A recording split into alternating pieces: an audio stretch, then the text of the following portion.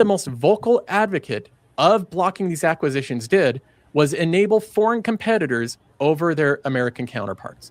They hurt American businesses. They took money directly away from American employees that created these companies that should have been rewarded with the sale to Amazon.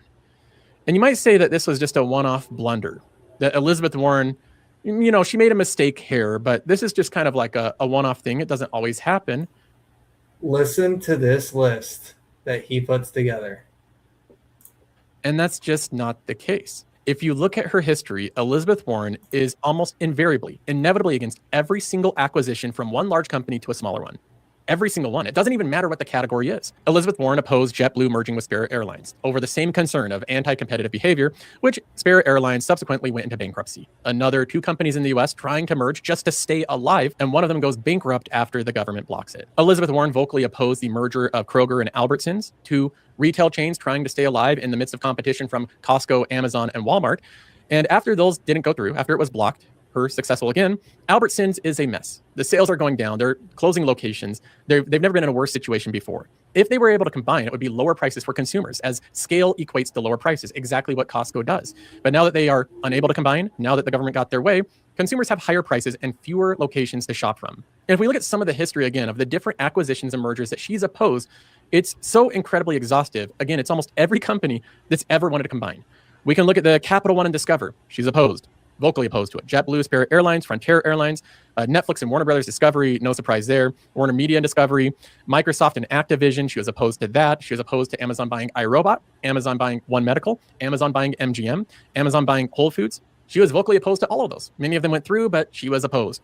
We also have T-Mobile and US Cellular. We have T-Mobile and Sprint. We also have the CVS and Aetna. She was opposed against that. CVS and Oak Street Health. We have Amgen and Horizon Therapeutics. We have Endeavor and Opiant, the pharmaceutical industry. We have Cardinal Health and GI Alliance. We have Cardinal Health and Integrated Oncology. We have Sander Farm and Wayne Farms. Senator Warren was against those as well. We have ExxonMobil and Pioneer Natural Resources, two energy companies. She was opposed against that. We have Facebook and Instagram, Facebook and WhatsApp. Elizabeth Warren is actually calling for retroactive unwinds of those companies. So since she wasn't opposed to it at the beginning, she's opposed to it now and wants them to be broken up. She also wants to break up Google and Waze. She wants to break up Google and DoubleClick. She wants to break up Google and Nest. So you can't have your home, your Nest home integrated with your Google system. And the list goes on and on and on. Isn't she just an unserious person?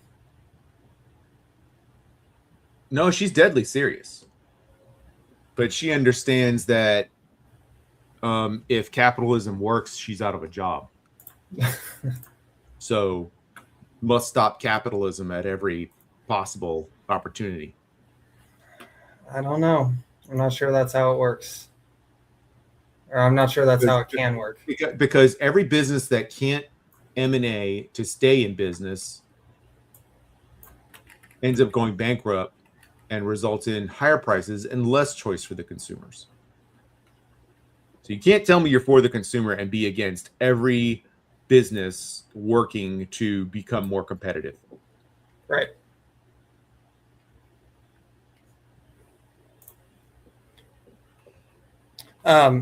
So we just sort of jumped in hot here. We've actually got a fully packed schedule here that we will try and make it a good full episode here. I am a little bit curious what Derek did. And, he even used the word limitless. Did you ever see that movie? I did. That was a trip. long time ago, but it was good. Yeah, it was basically like he was doing Adderall, essentially. He was like God to your brain when he took this drug. And was just like, yeah, he was the top Chad for a minute. But then it had side effects. I'm not going to spoil the movie. It's a good one. Go watch it. First one we got. Too. Huh? They made 2 or 3 seasons of TV on it as well. Oh, I didn't know that. Yep. Very cool. The first thing that we had on here was Dan Ives and Waymo. Do we want to save that for the end when we go over some of the modeling? Or did you want to do all of the Tesla and Waymo stuff up front? Sure, we can throw it all on the end. I just knew that would be some red meat for you to chew on, especially. Okay. So, yeah, we can roll that back to the back. Yeah, we can roll that to the back for sure. So then, you wanted to talk about Tom Lee and some of his more recent comments, right? Right. So these all feel ancient now. Gosh, like 4 days is such a long time.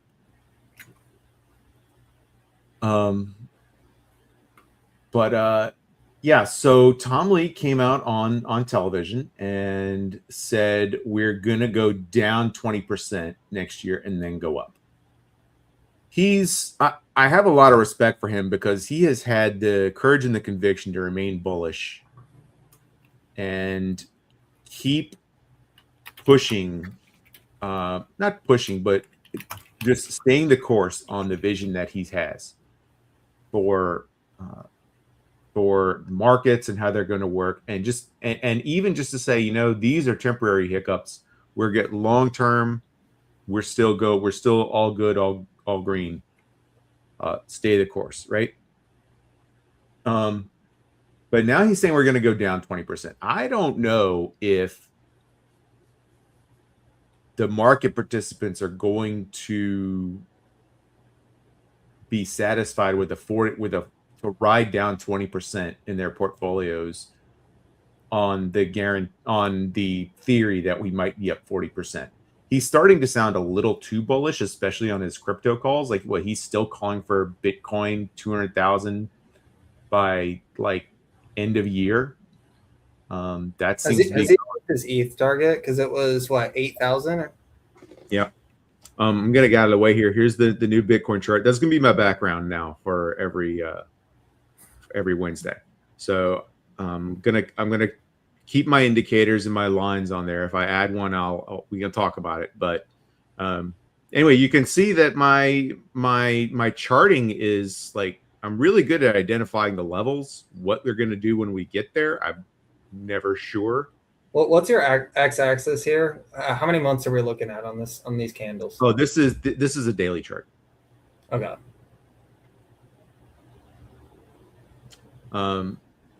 Yeah, Jambek, I think he did move his target out to next year.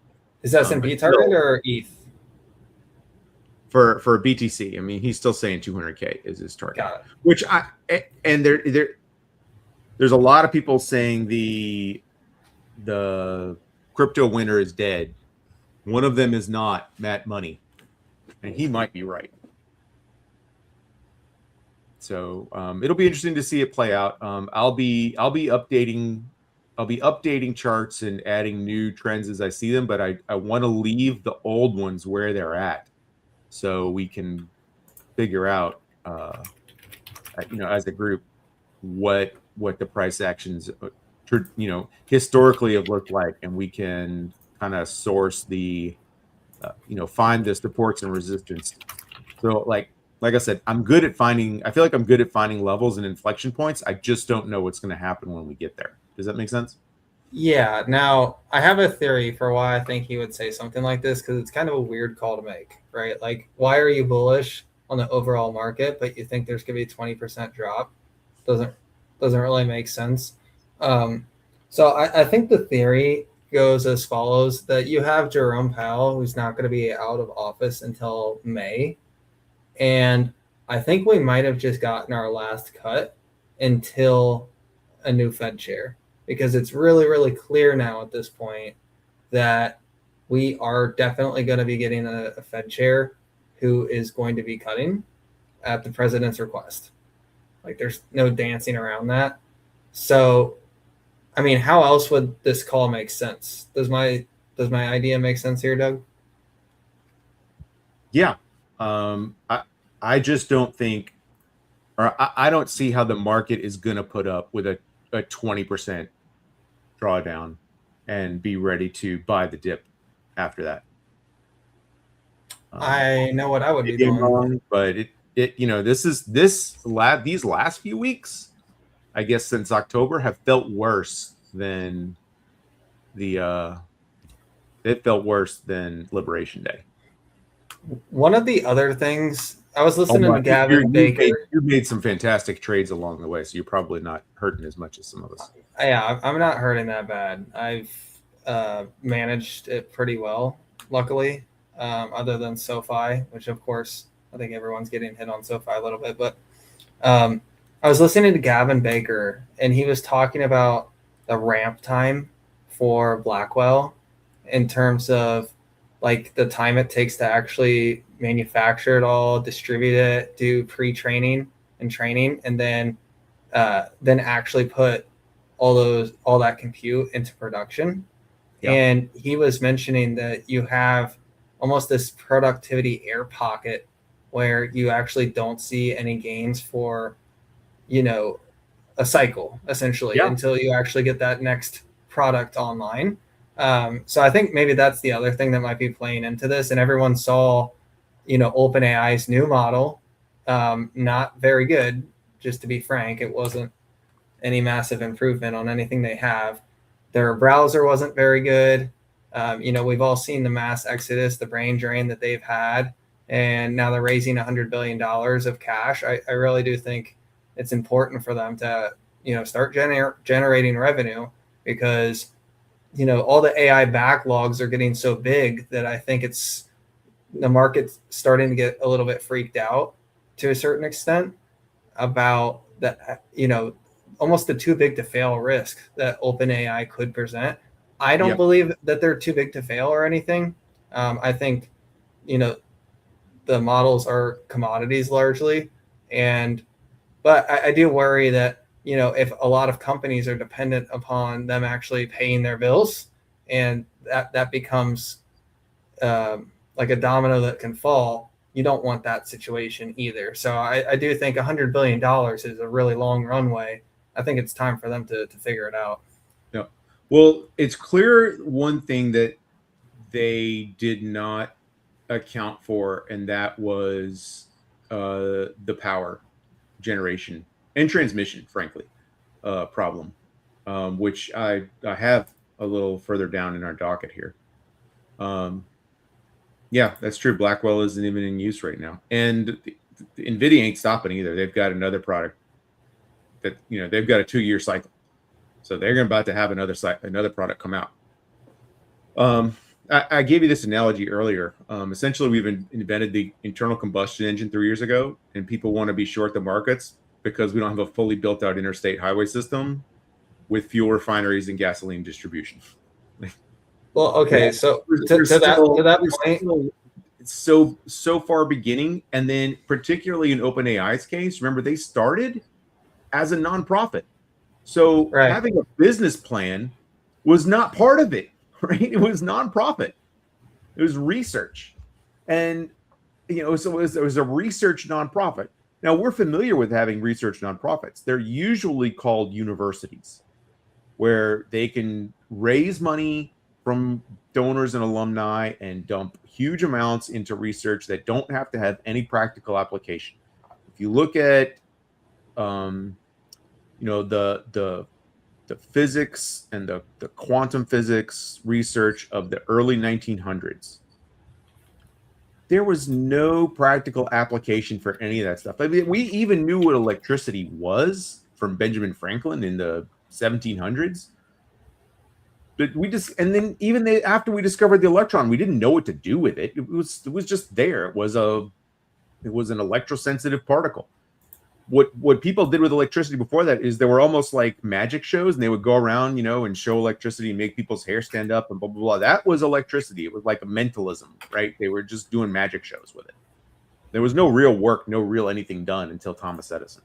So we've got to get past the research phase on AI and get to the point where engineers act, and I don't mean software engineers, I mean like actual engineers can start actually building things with these generative AIs. But I don't think LLMs are the stopping point where we're going to stop and collect a whole bunch of revenue. If you're counting on that, I think you're really short-sighted. Of course, you have to build it all out, before you can actually monetize it. But at the same time, you don't want the bet to be so big that you're risking existential crisis if it doesn't all play out. For sure. Yeah. So it's striking a balance. Henry Ford built Ford Motor Corporation and invented the assembly line long before Dwight Eisenhower ever went to Germany and saw the interstate system and then coveted that. So if you think about just how much commerce takes place over the interstate highways, we take that for granted that it didn't exist before the 60s. It didn't exist at all. It was like the state highway system, not the interstate highways. Now, I also agree with Alex Karp that all the LLMs are going to be commoditized anyway. So I really am not interested in investing in. I actually got, so I know you broke the news on and I'm going to violate a confidentiality thing here that I do not care about at all, because I don't remember signing anything like that.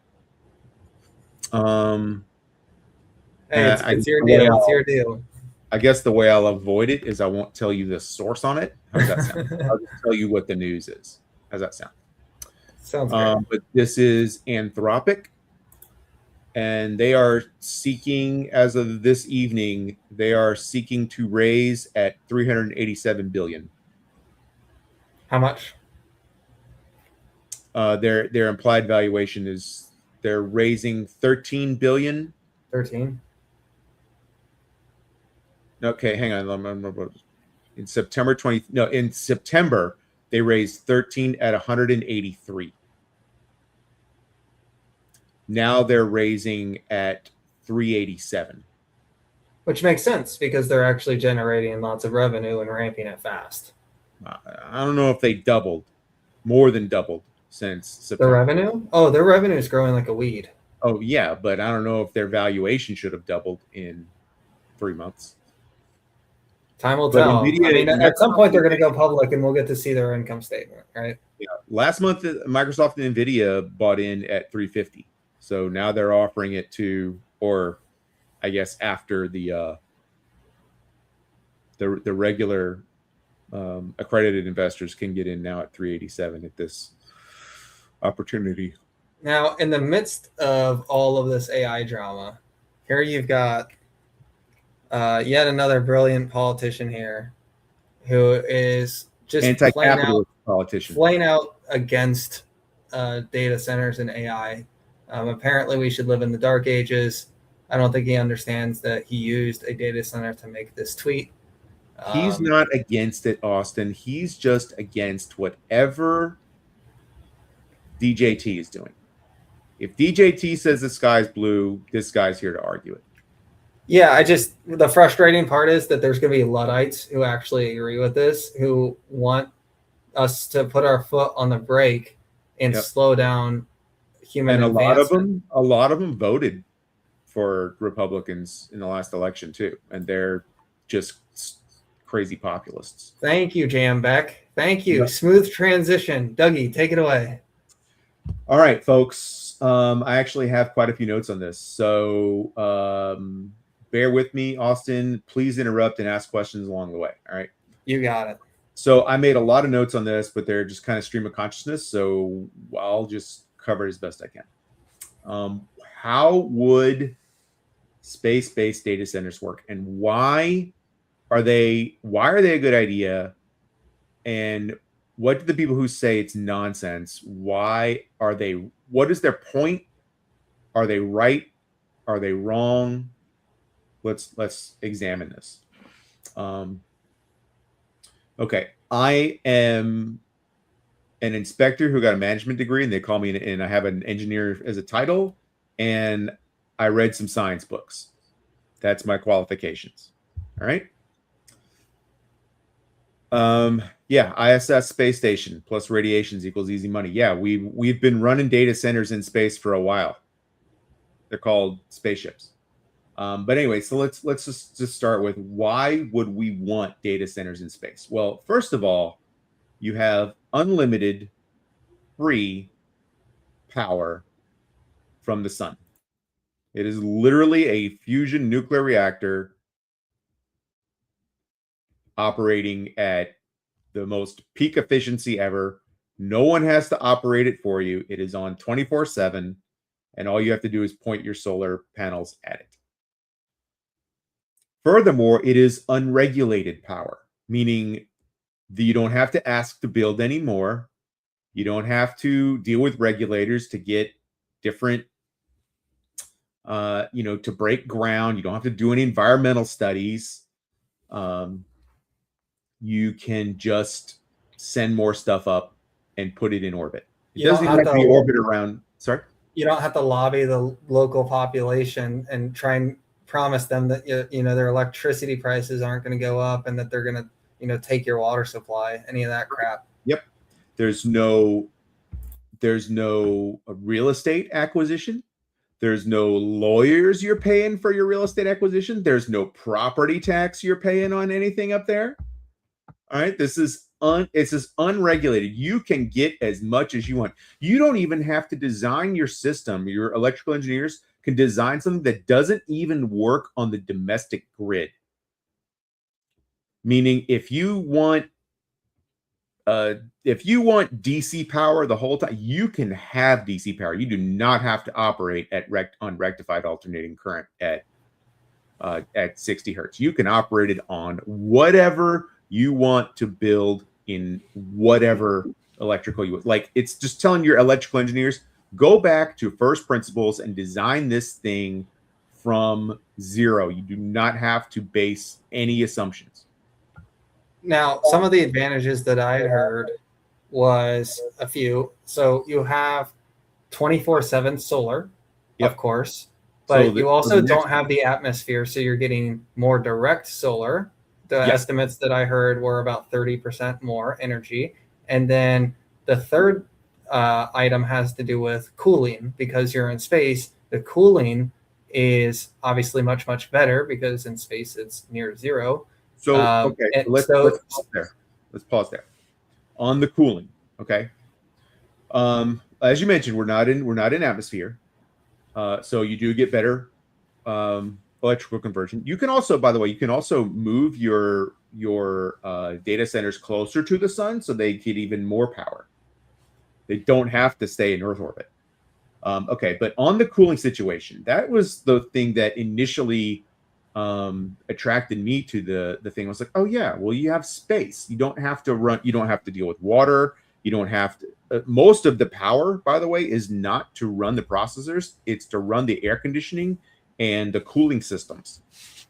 So if you have the freezing cold of space operating in the shade, operating at near 0 Kelvin, why would you not do that? Well, the way heat moves around is based on three things: conduction, convection, radiation. Conduction is like when you touch something hot to something cold, the heat is going to move into that thing. Like if you put your pan on the burner on an electric stove and the heat moves into the pot or the pan, that's convection or conduction. Convection is the heat transferring between different materials and gases, right? So if you walk into a room where the heat is on versus a room that doesn't have it, the heat is going to move across across those different substances. And then finally is radiation, and this also dovetails in with global warming. So the way you keep something temperature stable in space is you have to emit via infrared radiation, long wavelength infrared radiation. You have to emit that at the same amount that you absorb it on the sun side. Does that make sense? So on the dark side, you're literally emitting infrared radiation, which can be seen on like night vision stuff. You would still be able to see the dark side of the Earth, for example, on with night vision, because it is emitting infrared radiation.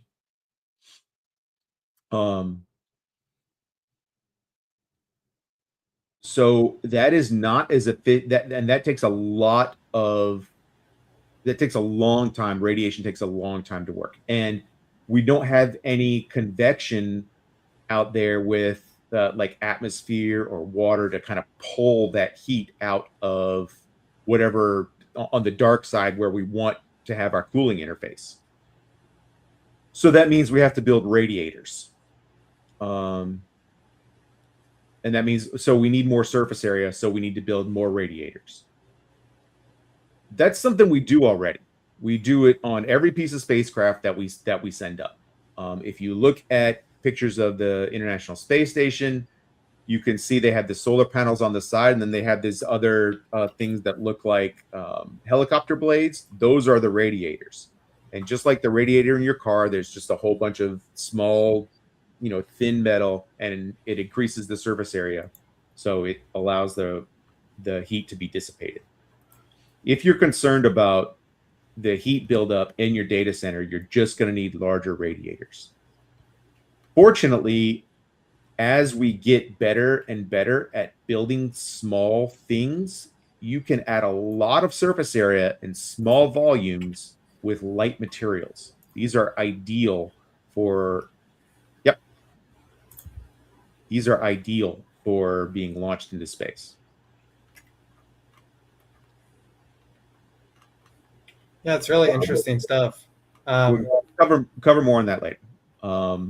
Sorry, I want to get through everything here. Okay, so like I said, we have 0 taxes on power produced. You probably know this when you look at your power bill. You pay taxes on the power consumption that you use. You'll pay no taxes on power that you generate with your solar panels in space. There'll be no consumption tax, real estate. I think we covered all that. And it's a closed loop, Yep, and it's a closed loop. One thing I don't think I had on this. Okay, so eventually you will get very low latency, and we know this because of companies like SpaceX and ASTS that are moving the data transfer to space.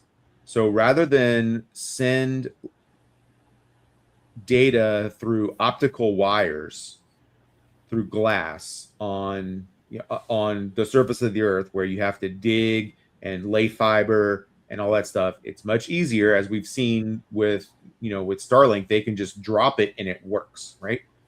If you build your data center in space, that's where you're beaming the data anyway.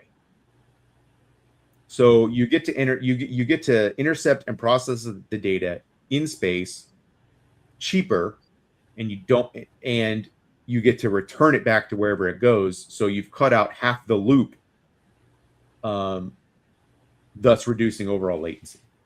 Yeah. So if you can get it all up there, and there's a cost to that, there's an economic cost to getting it all up there and making that happen, and the engineering technical difficulty. But that's where you want it for, the last 15 minutes of reasoning that we just gave, that if you can get it all up there. But here's the question. Jambeck says, how long do you think it will be until we actually get one of those up there? I think, they might build out all the satellite networks first, and then, experiment with, 1 or 2 of these at a time and do a proof of concept before they really start. They could put a whole bunch of, they could put a whole bunch of stuff in a Dragon capsule and do it tomorrow. Like take some old GPUs you're not using anymore, put them in a Dragon capsule, send it up there. Done. I mean, at what level, at what point is the space-based data center gonna outpace that of the, terrestrial ones? Well, it might depend on what you're doing as well, right? So if you're doing complex engineering tasks on the moon or in orbit, then having your data processing there is going to help as well. Also, the further as we go to Mars, the latency to Earth is like 14 minutes. So you definitely are going to benefit from having the data centers operating. This is the easiest one. When you go to Mars and you want to send Tesla robots, they're going to need a data center, and you don't want that to have a 14-minute latency. Right. So just park it in orbit.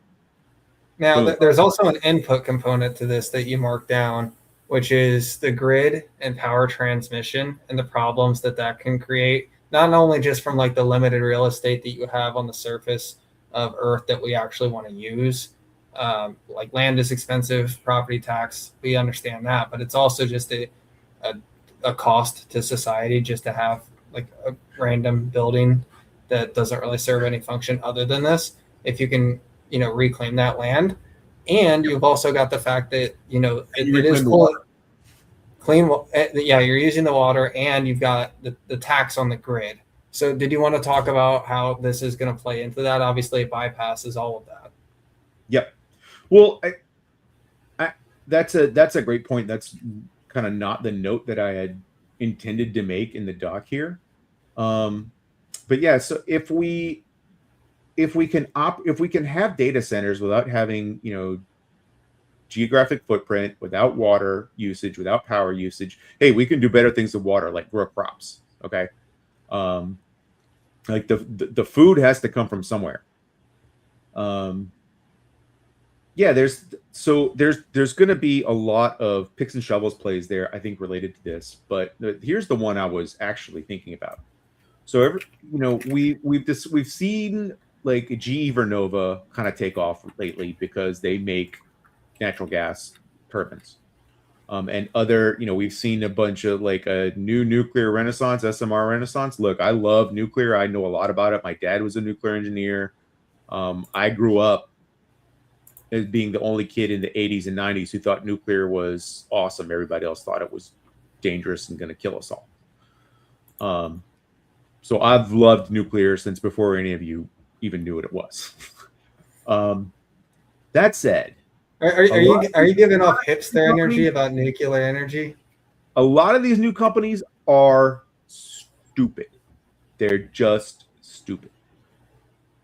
And I don't have any other way to say it. Come on, Dougie. We know you love Oklo. SMR concepts have existed since I worked for McDermott and Babcock and Wilcox. They released their project in 2012. So SMRs aren't new. I don't know why all of a sudden they're getting a lot of play, because they're still decades from being approved, probably. That's true. The Renaissance was kicking out, and then we got Fukushima, but that wasn't a SMR's problem. But the highlight I had here on our doc, Austin, was I wanted to talk about the thing that no one is. You can build all the nuclear power you want at Vogtle, or build all the AP1000s, or even build SMRs wherever you want, but you still have to move the power from where you generate it to where you use it. Who is doing that work? What companies are building power transmission? Who's building the transformers? Who's building literally the cable? So that's some companies that I put up here that I thought we might want to take a look at. Did you want to name any of these, or? Yeah, they're ones I'm definitely going to be showing, or they're going to be definitely on my homework list this holiday season when I'm not working. So large electrical transformers are going to be built by Hitachi, Siemens, GE Grid Solutions, Hyundai Electric are some ones to start looking at. Some of those service Japan, some of those service South Korea, some of those service Europe, and some of those are United States domestic. There's also TBEA, which services China. And those are the transformers. So who makes the power cables? Manufacturers like Prysmian Group, Nexans, South. These are companies I've never heard of before. So a lot of work to do. This actually feels like a June,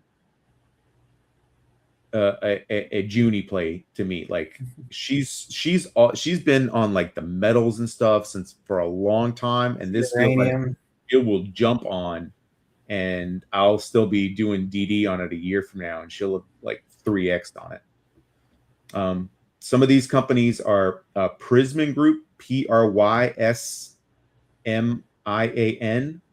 Nexans, Southwire, Sumitomo Electric, North American companies, Encore Wire, and then there's some specialized providers like LX Cable, Top Cable, So these are all companies. Like, I have not heard anybody talk about these. Have you?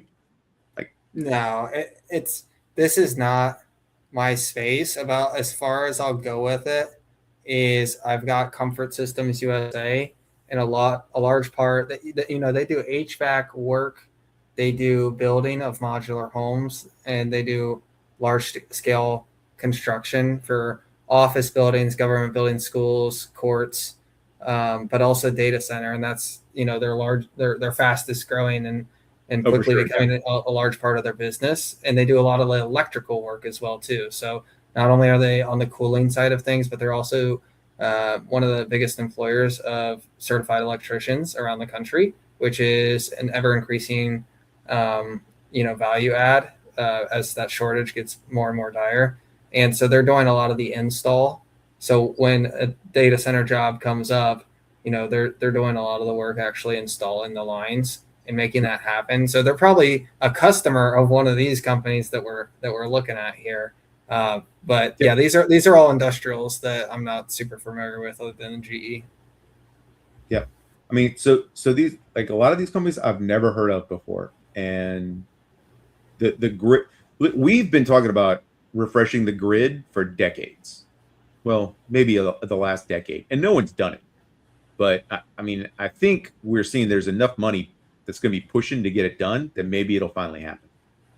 But all the money just can't go to OpenAI. It's got to filter down. Like, you'll know the build out is real when CoreWeave and Nebius are not the ones getting the big run ups. They're not the ones seeing all the revenue. It'll be these companies, because these are the ones with the revenue has to finally make it to it. It finally has to make it down to the electricians and get in their pockets, and the executives of all the companies downstream of the big plays. Otherwise, that's how you know it's fake.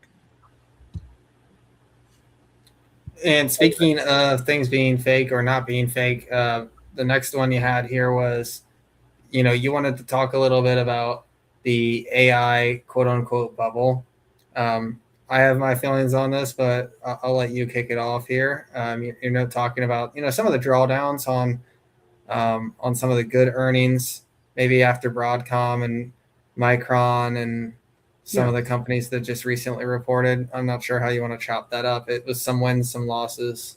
I'll just say I've seen bubbles, y'all, and bubbles don't have 10, 20% drawdowns on companies that have some of the best quarters in history.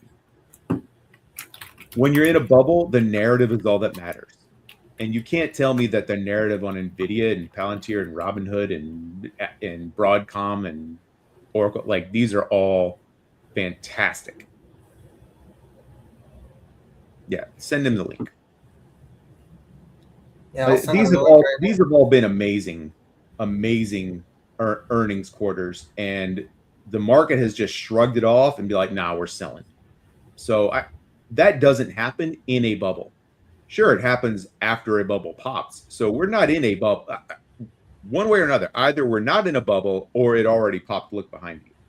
But I don't think either of those are the case. We have a lot of room left. Like I said, we're still in the nascent, early development stage on what this AI stuff is going to do anyway. Like, because we ain't finishing with just putting ads on chatbots. That's not, put ads on the chatbots and call it done. That ain't it.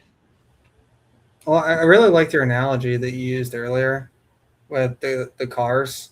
Can you do that one more? Do that analogy one more time for the folks who missed it the first time around. So we basically invented the internal combustion engine 3 years ago, and everybody who's shorting the market this week and selling off and panicking and talking about valuations and so. They're doing that because they're saying, oh, we're not seeing any returns. Well, you're trying to look so forward to say, we haven't seen the interstate highway system yet. We haven't seen a fully fleshed out fuel refinery and distribution network where we can get fuel, where we have giant complexes that refine the fuels, and then we load it into pipelines and trucks and deliver it down to just about every corner store in America. at every exit along the highway. Like, I mean, that infrastructure alone is, that took decades and decades and decades. It took half a century, if not more, to totally build that out. And people are ready to sell off AI and call it a bust because the infrastructure isn't there yet. And Right. then, like, we still haven't built. We're arguing about where to build the power and who's going to build the electricity for it now. Like, we're so at the beginning of this. That's really far upstream. Is your point to that? That's at the front end of the production cycle. Yeah. Like we're still trying to figure out what to go back to the electricity analogy. Like, we're still trying to decide whether or not we're going to use direct current or alternating current. Like, nothing has been decided yet. Nothing is permanent. And that's why I really have no patience for people that are arguing about, I mean, I have patience for the people. I have no patience for the arguments about, whether or not this is monetizable yet. Right. The value unlock is going to be there. And one thing that I'd like to point people to is, if you look at the internet wave, that took multiple decades for the internet and software to actually begin stacking on top of each other, useful thing on top of useful thing on top of useful thing, until finally you had Amazon, YouTube, eBay, PayPal. Like, it took a while for all those things to actually come to fruition. And then you ended up, with giant software companies like Microsoft and Salesforce, IBM, who unlocked even more value for companies. And then that spreads out the breadth of the rally when you get all of the other 493 companies now using the technology from the ones creating the value up at the top. So, people are looking at what the product is today and they're saying, well, this thing is just like a silly chatbot, or like it makes useless AI slop. And they're not actually picturing and maybe even using a little bit of imagination as far as what products are going to be built 5 years from now and 10 years from now that require multiple steps to get there before all of the values unlocked. We're just at like the very early stages here of actually unlocking that value, because there's a lot of things that need to be built out along the way. Yeah. Now I'm gonna I don't know all who's in the chat, but I know June is probably the only person as old as me, and so she might be the only one to know this. June, the AI slop everybody is talking about is probably what, like, GeoCities. Do you know what I'm talking about? No, explain it for the people who don't have gray hair. Okay, so GeoCities was a concept that everybody would have their own web page. And so you could go to GeoCities, and you'd have like geocities.com/ and then whatever your username would be, right? So if you think about, like, everybody kind of has their Facebook page now, and they kind of got rid of those. But for a while, everybody had you could have your own free web page hosted by GeoCities. Okay, KK Bionic knows it. All right. So most of those sites were absolutely useless. Yeah, you had to make a web page to graduate, meaning you had to, like, literally code the HTML yourself. Like, now, I remember doing some of that with MySpace. Table, row, this is like MySpace had all automated a whole bunch of that stuff. Yeah, they did. You were making the site yourself. You weren't. Yeah. So Dreamweaver, but Dreamweaver, that was still like 5 years after, like, GeoCities. GeoCities was on its way out by then. But they had Microsoft Front Page was the WYSIWYG. And you had made a note that, is the AI data center trade over? Because you had names like IREN, Nebius, CoreWeave sort of get smacked around a little bit. Even, Oracle has taken quite a spill. And you use the term like ADHD investing. Like, what's going on with the TikTok generation? Are people really getting that bored with a theme within 6 to 9 months where they can't even make it 8 earnings calls before they get bored with a name? You got TikTok investors now, like, because look, it takes a long time. If you're not Elon Musk, it takes a long time to build a data center. It takes a long time to build a data center. But just to acquire and stage all the equipment, let alone physically do the work, doing the welding and bending the steel, like that is just not something that's going to happen in 2 quarters. So I'm going to be curious to see how we get to follow the revenue on these companies that are, I guess, like Nebius and CoreWeave are designing the data centers and they're going to help construct them, but they're not going to be the ones actually bending the metal. Now, Iran and so some of the Bitcoin miners, as Amit calls them, the failed Bitcoin miners, they already have facilities. Like they already have all this stuff piped up. They just got to swap out their ASICs for GPUs, or maybe they keep doing ASICs and use TPUs. They do have them, but my understanding is that the capacity is mostly going to be coming online in the future rather than from existing facilities in terms of percentage of power that they actually have available to do that swapping. So like Iran, for example, I think it's something like 80% plus of their their future data center would be infrastructure is actually to be built in Texas rather than the existing facilities that they have right now in Canada. Yeah. I think Dan Ives even mentioned a stat that there's more data centers that are under construction now than even exist. So, it's something like, I think it's like 4 times more are under construction than exists. It's a multiple. So, we'll see. Are they gonna? And this is not internet where they built a bunch of dark fiber. All this capacity is already spoken for. During the internet build out, they were just laying fiber between 2 places. They didn't have any customers for it. Now, all these data centers, they've already have customers for everything that they're building. But I feel like I've ranted. I've gone between Bill Nye the Science Guy and the rant dude enough here. I've been the queen of quinoa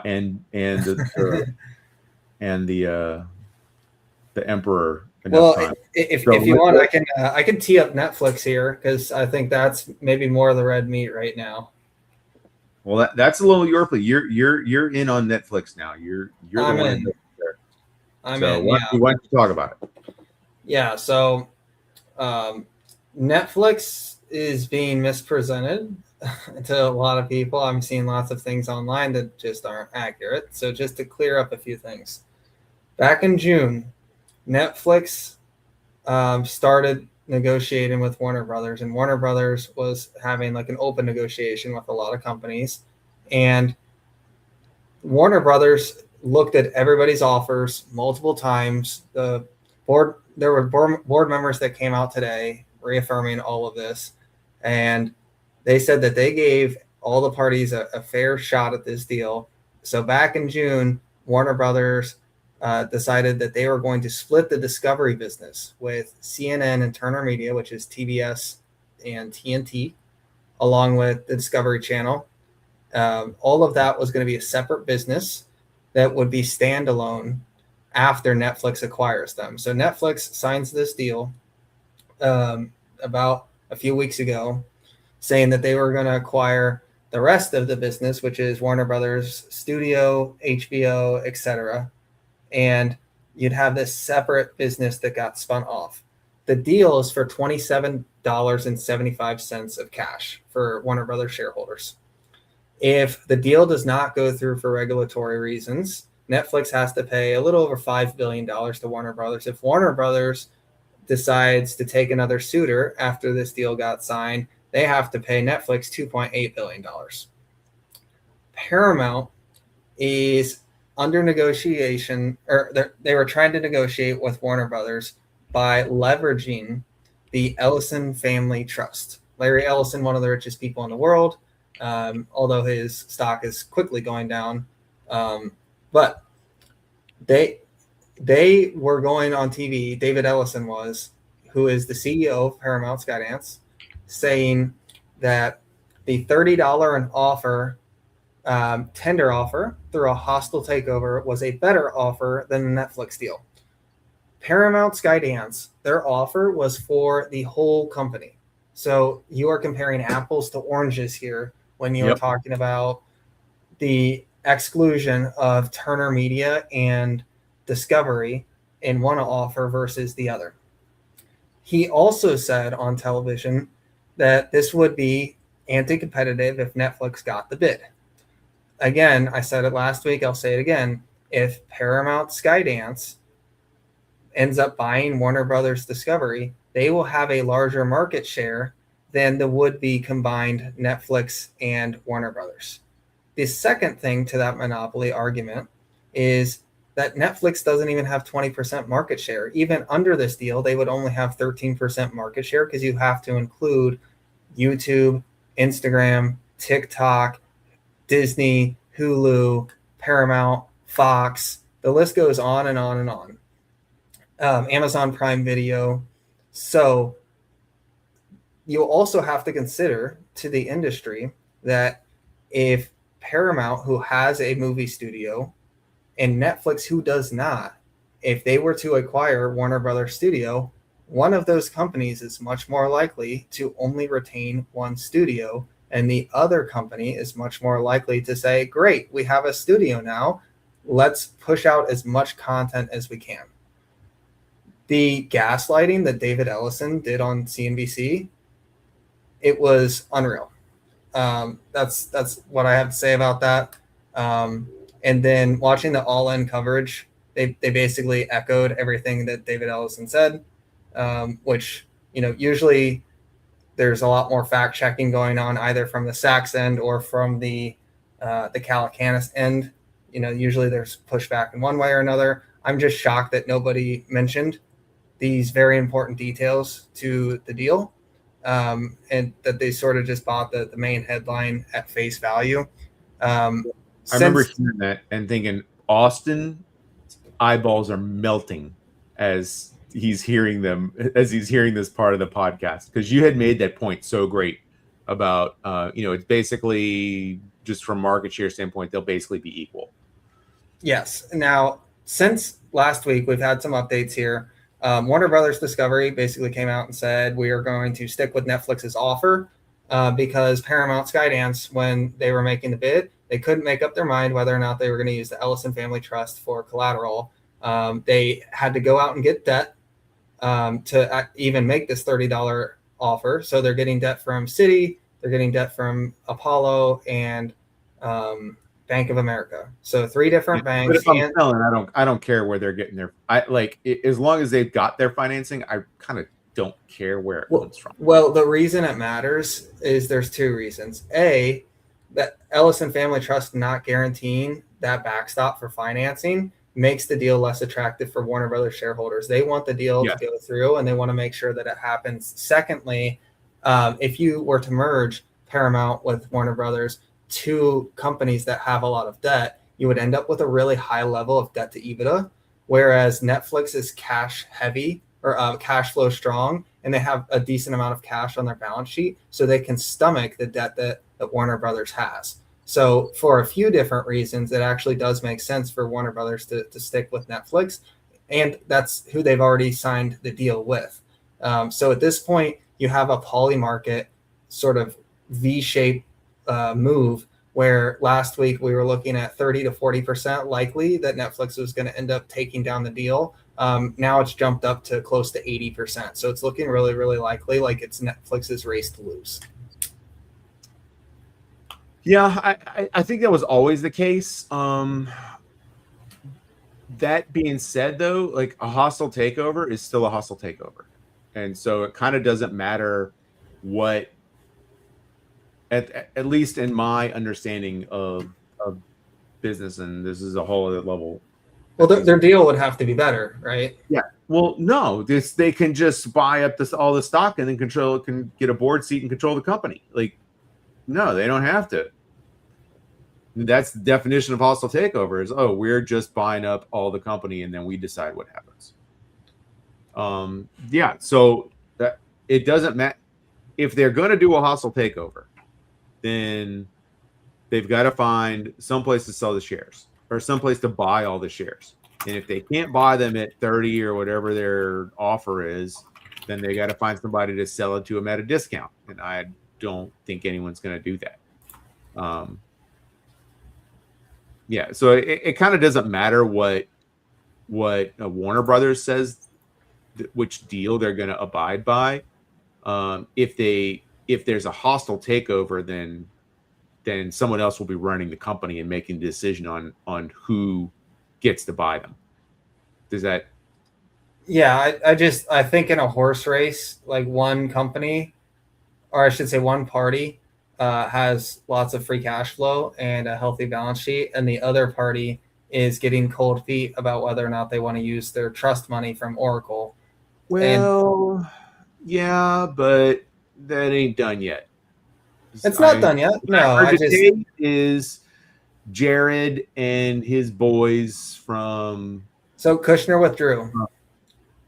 Kushner withdrew. Okay, I hadn't heard. Jared Kushner withdrew. Yeah, that was the last piece of key information I had for you was that Jared Kushner withdrew his support from the hostile takeover effort. Now, David Ellison's still going to go forward with it, and he's still trying to make his case publicly, but it's getting really hard because all of his arguments are weak and his offer sucks. Yeah, well, I mean, you got to tap Daddy's piggy bank, and Daddy's piggy bank took a hit this week. It did.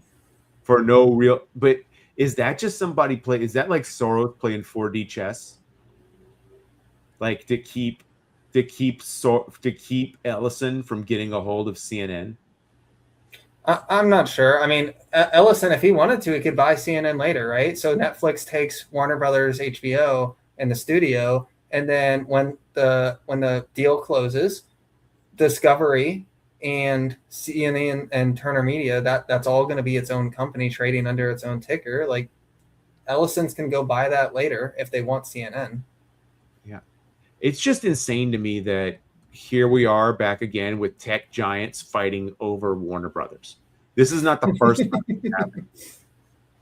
You know what I mean? Like, you know, it became AOL Time Warner. It was all owned by Ted Turner.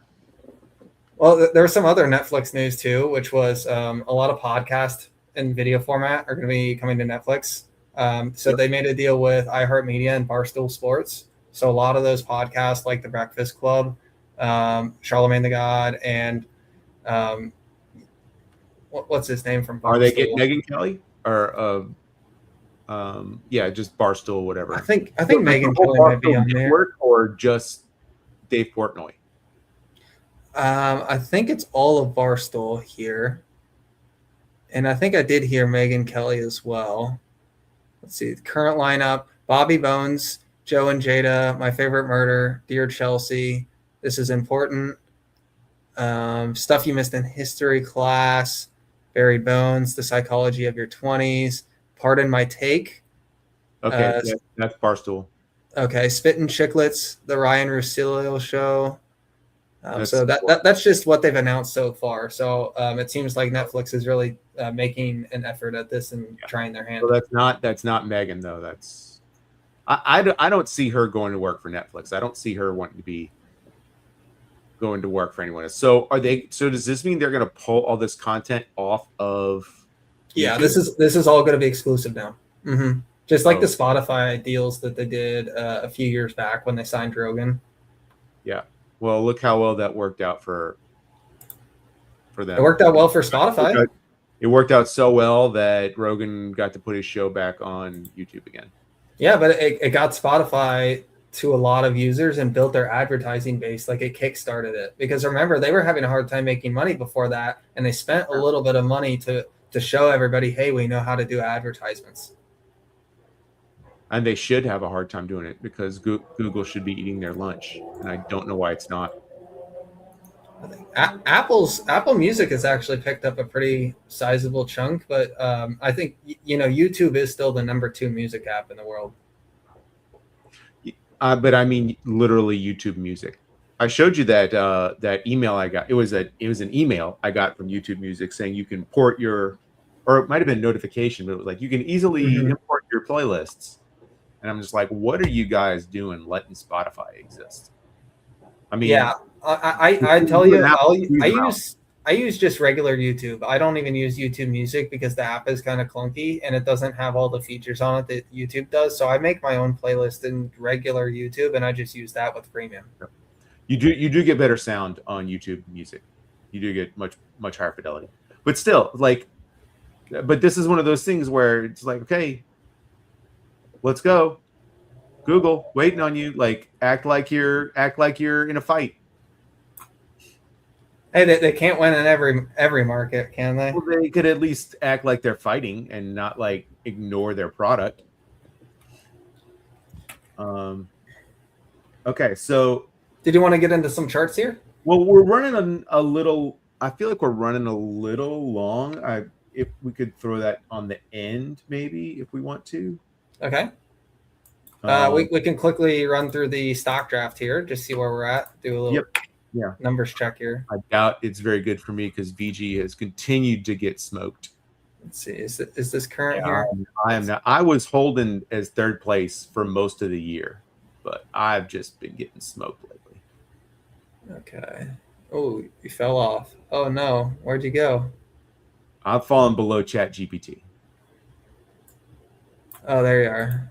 Yeah. So you're still 25%. That's not bad. Yeah, that's not bad. But Rocket Lab got smoked this week or in the last 2 days. It did. And VG is like, I don't know if it's probably down from 25 to 6. And then Hood had a bad week and SoFi had a bad week. It sure did. Had a bad week. The only thing green in my portfolio all week has been JP Morgan. Yeah. But yeah, these space names took a hit here. I actually sold all my Rocket Lab at 63 the other day at the top. That was one of the things that I kind of got some lucky timing on. We talked earlier about data center and space, and I think that's just way further away than people were giving it credit for. I usually try not to make a habit out of trading my positions like that, but it went from 35 up to 63 in like 2 weeks, and I just didn't feel it was justified. And like literally within an hour of me selling it, it took a nosedive. It was the wildest thing. Yeah. Well, it was holding up better than all the other high beta names until today, or I guess yesterday, and then today it just gave up the ghost. But I mean, I have a feeling it'll be one of the ones that comes back quickest as well. Well, another stock that really they're just executing too well. Yeah, they've done a great job, and we've actually got a launch here in 48 minutes. So we'll throw to Matt at that point.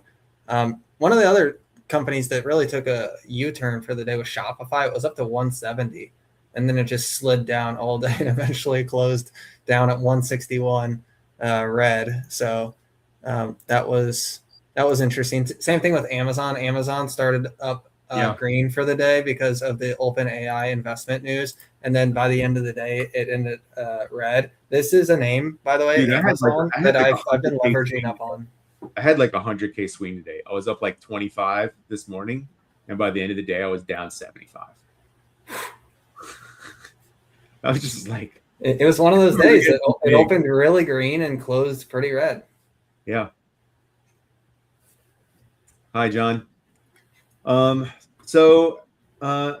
Well, I guess if Maddie's coming on in a little while, I guess we can do. I do want to start looking at these charts and start just talking about the things that I see. Because as I've told you, I like my charting skills. Like I like the charts I make. I like that I'll like play with stuff and make one and then forget about it and come back and look at it like 6 months later and just see that it hit all these different levels that I identified. I'm like, man, why didn't I trade this?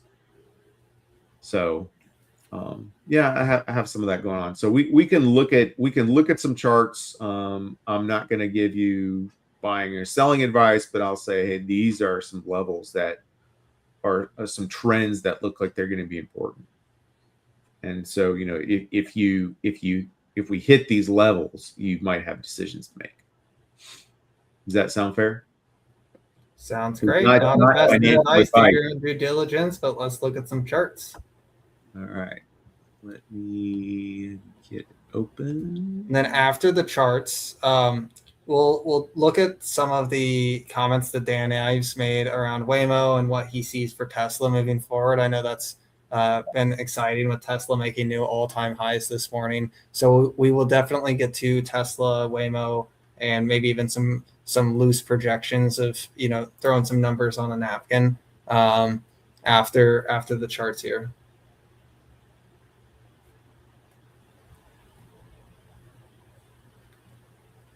All right. I think this is it.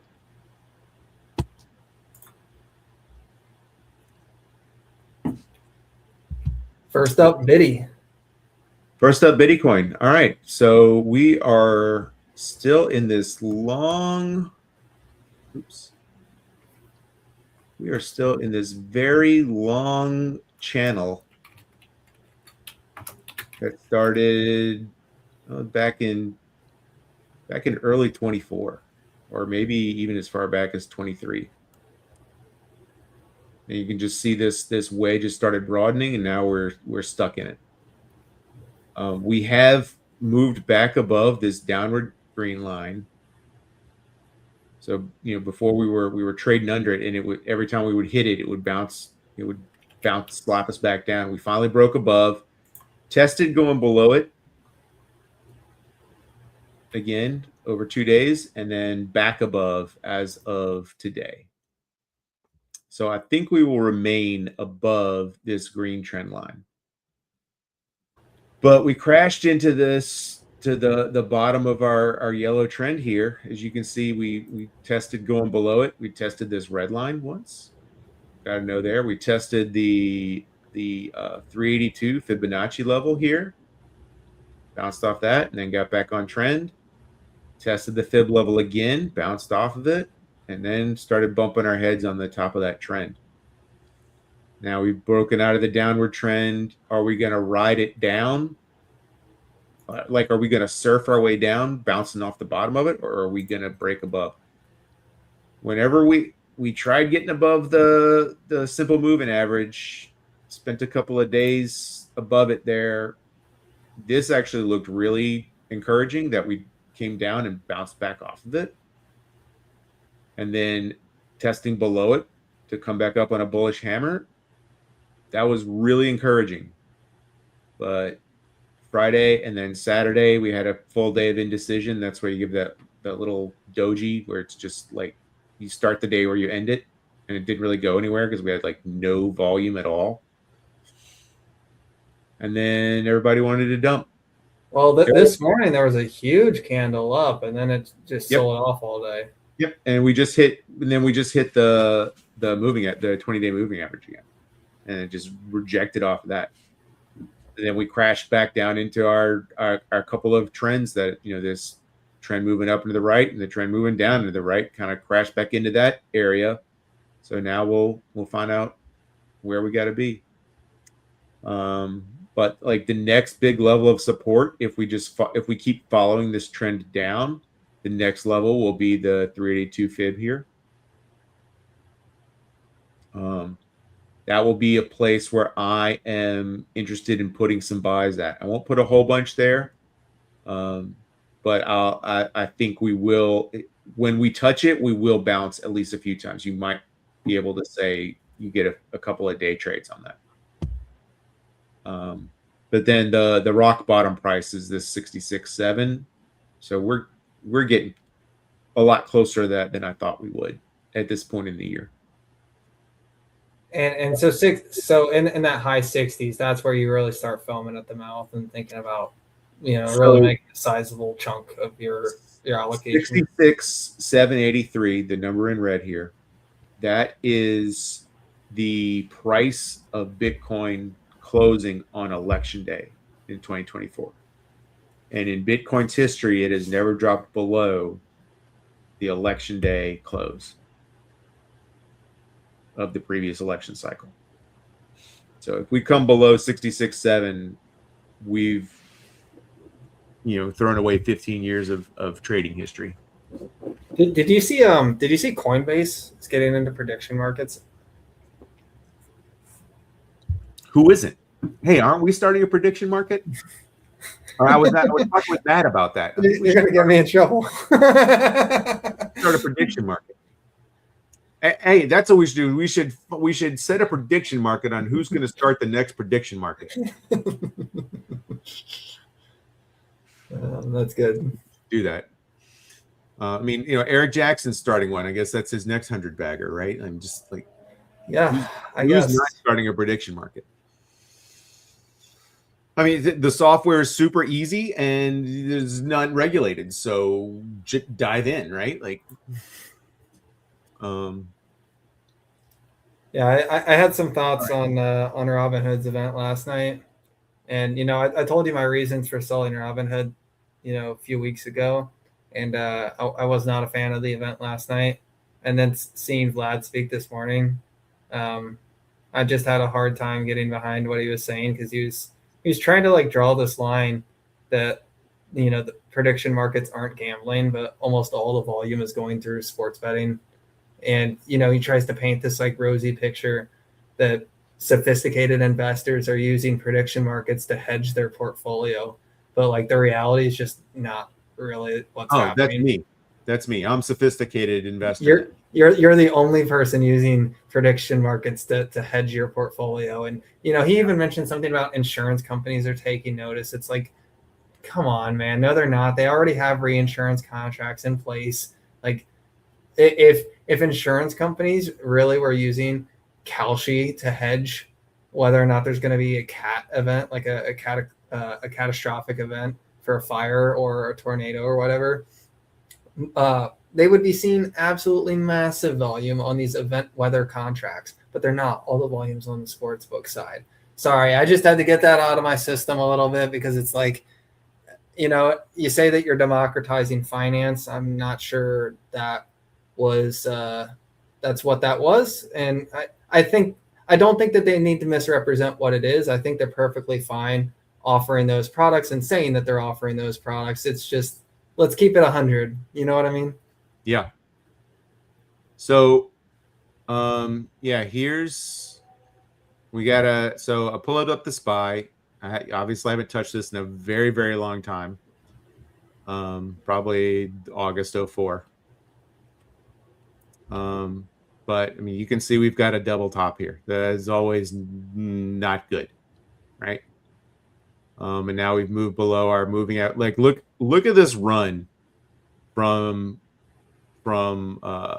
April. Like, man, anytime we touched the 20-day moving average, it was just like violently moving back above it until October. And now we've seen a lot more chop. Now we're back below the moving average, and yeah, that's just. I mean, you could basically remove everything on the chart between like March 15th and May 1st because it's not really relevant because it basically just did a giant whipsaw. But if you look at the long-term trend line, do you think that this is still intact here? Yeah. Look at the. I mean, we're still above the channel. Like, we are still outperforming this channel. Look at this thing. Well, does that mean a reversion back to the mean there, back within the channel, or does that mean that we continue to outperform above the channel? I mean, it's going to take a lot it's going to take a lot. Like, look what happened even when we kind of established the channel here for 23, and then we went above it. Look, like whenever we dipped below it, like we exploded out of it. Went back again, it exploded out of it. Went below it, exploded out of it. Like, I mean, we're going to touch it again, probably get it to like maybe this area, like 630. What's this move? what did Tom Lee say? 20%. Look more like 8% down in the SPY to get back halfway in the channel here. Like, and then I would expect to see it rocket back up. And 8% is not that much, but maybe the SPY is too much. Maybe I'm on X too much, but I saw a lot of, just to be frank, a lot of bitching and moaning on X about how much people are down. Guys, if you are down more than 25 or 30% since like the beginning of October, we need to be looking at stronger companies or managing our risk better, or maybe taking some leverage or margin off. The NASDAQ is only 5% off all-time highs. You should not be in the hurt box right now. So if you're feeling like you're down a lot of money and that you've blown it, this could be a good opportunity to reevaluate your situation and, get things corrected that you need to get corrected. Well, I'm feeling hurt, but that's because I killed. Like, if you look at my year to date, still like double. Yeah, if you zoom out, you're still chilling. Yeah, it just has felt like a bad 6 weeks. I think I'm mainly speaking to the people who poured a lot of money in the second half of the year, and maybe they bought IREN above 50, or they bought Rocket Lab in the 70s, or they bought Nvidia above 200, and now they're just really feeling the pain. And maybe they used margin, maybe they used options. We have to be responsible if we want to make money in the long term, rather than trying to chase short bucks. Yeah, for sure. Yeah, so this is what I consider to be probably the most likely scenario. It'll look something like this. The timing is probably going to be more around like Nvidia earnings. You can probably put that on one of the pegs there, or So you like Tom Lee's call then? You just think it's not going to be so wild and volatile? Well, you think it's going to be more moderated? Bro, 20% is like down here. I should redo this. I should redo this fib. That would be a lot of fear, because if you compare that, to the tariff liberation day fear, that was very heightened fear. I think fear and greed was down to like a 2 or 3. Yep. All right, so if we just run this fib up there, I'm just going to hide. I don't like to kill them, but I am going to kill this old. Does everybody agree I can just get rid of this old one? It's so old, we've gone so far past it, it's not relevant anymore. For the good of the show, Doug, you can do it. All right. So make like Frozen, let it go. Well, like I said, I like to keep my old stuff on there just to see how I did, right? For sure. Yeah. So, oh man, I drew that like boom right there. Yep. We're going to 630, and then just calling these out. The 618, yeah, and we're going here. Or I would say have some money ready to buy. Let me look at these support levels here on these previous runs, and it's also coincides with the 618, like the golden pocket. Have some money set aside for SPY, like buy a little bit before we get there, by like 565. Now I'm not usually a charts guy. I do have a request for you. Not to steal Jason's thunder here for Technical Tuesday, but dude, let's take a peek at Amazon, because I have taken about 35-40% of my position, and I've made it into 2.5-year calls at 200 and 220. Guys, not financial advice. Don't follow my trades. Do your own research. But that's what I've done with my position, because correct me if I'm wrong, but it looks like we've been coiling for quite some time. We've got a solid base at 210. The selling pressure from Jeff and Mackenzie's got to end at some point, and we are going to see some operating leverage It might be 12 months from now. It might be, 18 months from now. But the operating leverage that's coming seems inevitable. What's this chart telling you? This broke this earnings, like, man, they gapped up and then they just came back down and said, nah, all that stuff we liked, we don't like anymore. Like we like it less than we liked it in January of 2025. Yeah, this is just so mean. Like the Mackenzie and Jeff selling is just hard to. I mean, like you have a perfect 3, 4, 5. You got a, like that is like such textbook impulse wave, and then the correction ABC, but we don't have any of this formation looking like it's working here now. Like, well, and you're saying that it broke really in like the last few weeks because, we had that gap up after earnings and the OpenAI AWS announcement right there where your 3 is. Yeah. And then it fell apart because of OpenAI and Oracle and the backlog, right. And now Broadcom. Right. Like I don't. Yeah, this is not trading technically right now. So, I mean, I would love to be able to give you some. I mean, this is not so hot.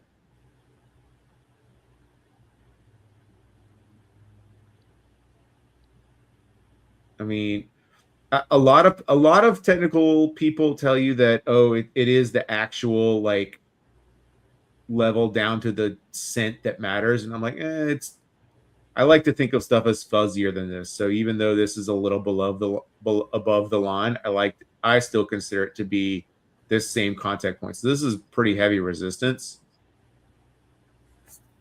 and we broke above it once, and the market was like, get us the fuck out of here, and sold it off right away. And now we're back in this range, and there's another it's like support level around here ish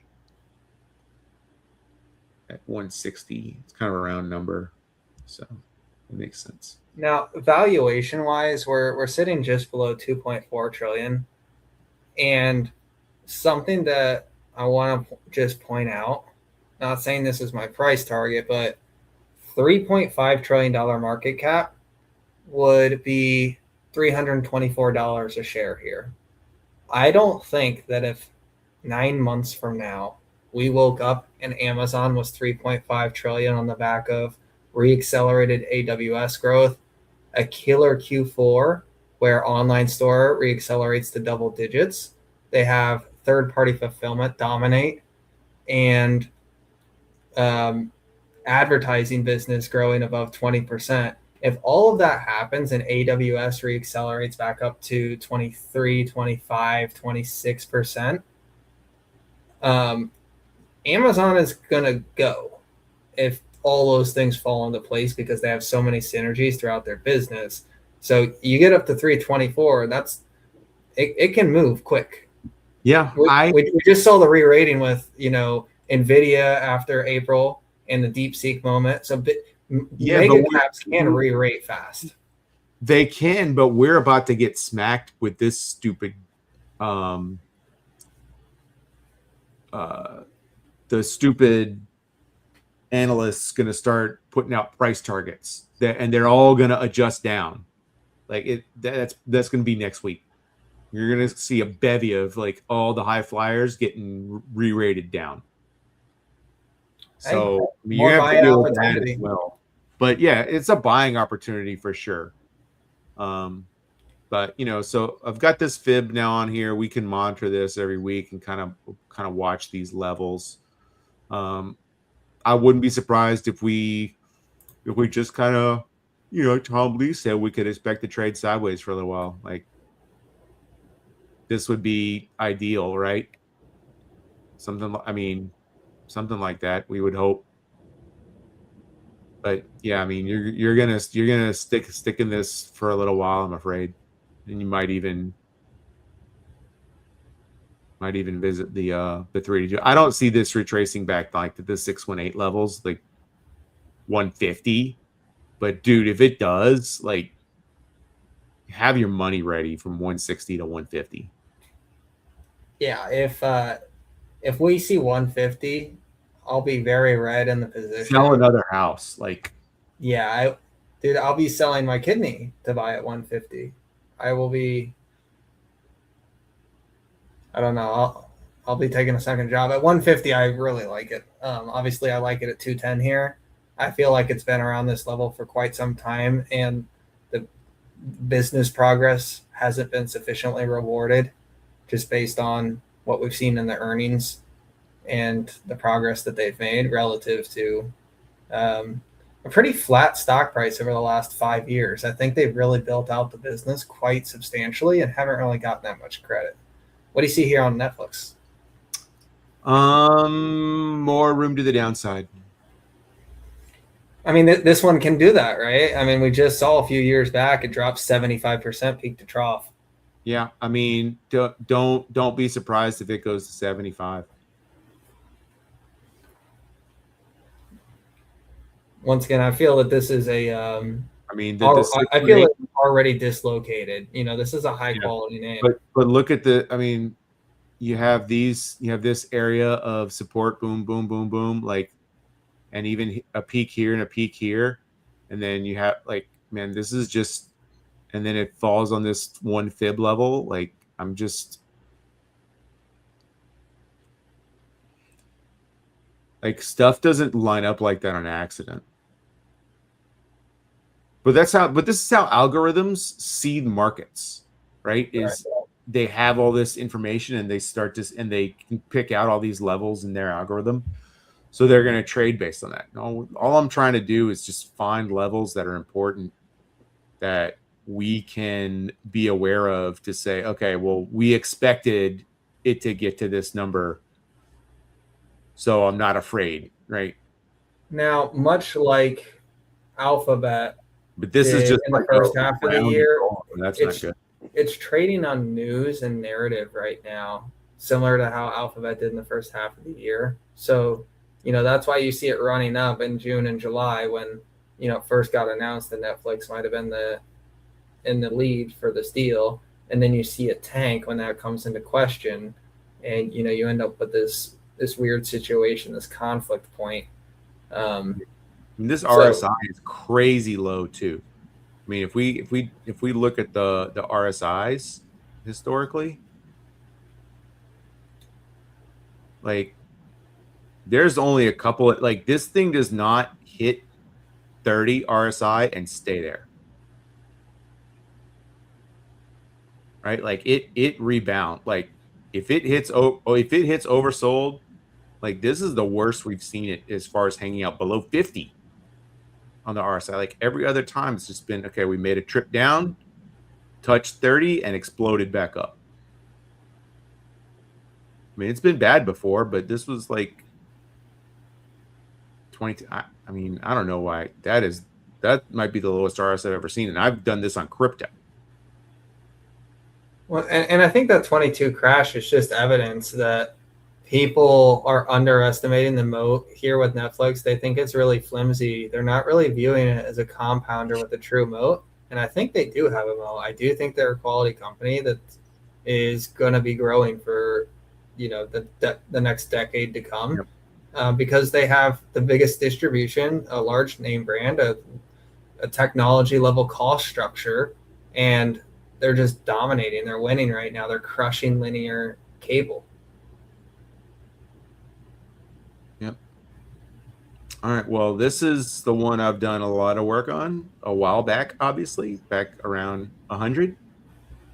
Because I was trying to figure out what to do, you know, around the split, like going into the split. So yeah, so this upper trend obviously held. Like we didn't really touch it, but it's still there. I think this is still, man, look at this. Look at this, man. October 22. Opened at $11.86. That is insane. And then, even here, like you had I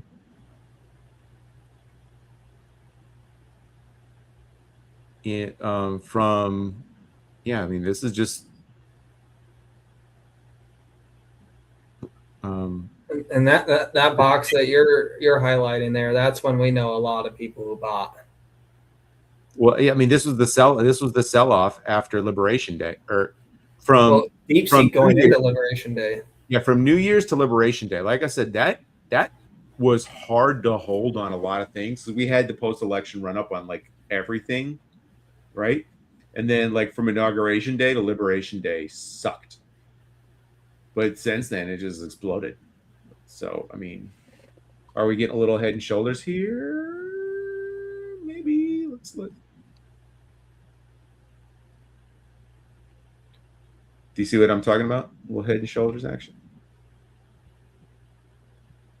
I actually have a potentially, yeah, tool for looking at it somewhere.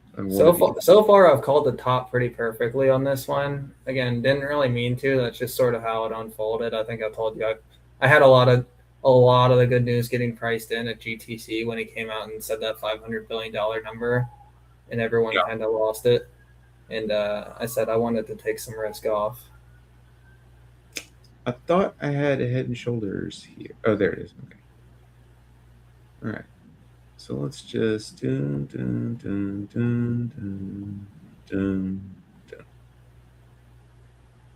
Okay, so the way you deal with head and shoulders is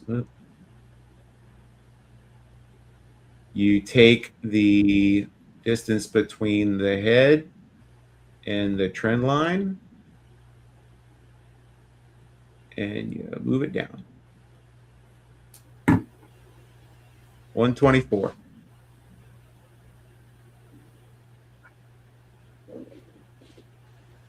I think we should probably change this color to red, because if NVIDIA goes to 124, everybody is going red. Yeah. But as long as the story continues and earnings growth continues to accelerate, that's a 27% haircut. But what that would do to the technology sector, just like the NASDAQ in general, that would really punish. I mean, nothing would escape from that. Even Google would take a hit from that. Oh, yeah, and this lines up way too well.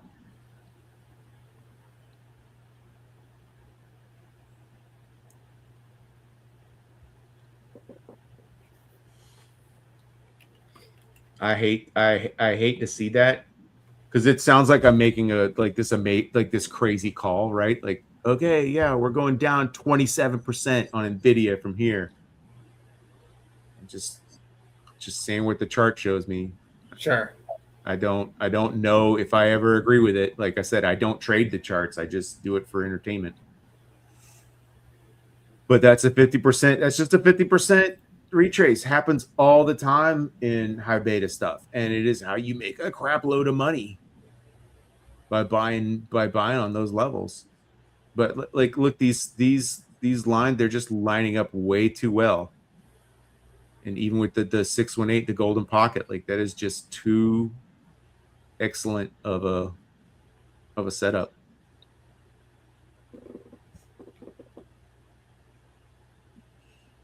Did you want to chop it up about so Waymo and Tesla? I do. So if you want to get liquid now, hold on till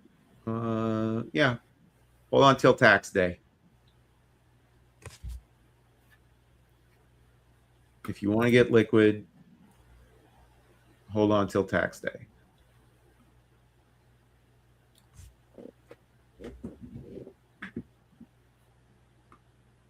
I would be interested to see how that happens. There's nothing. There's like, you can't go back on it and you'll be like, oh, I should have done that, at the time.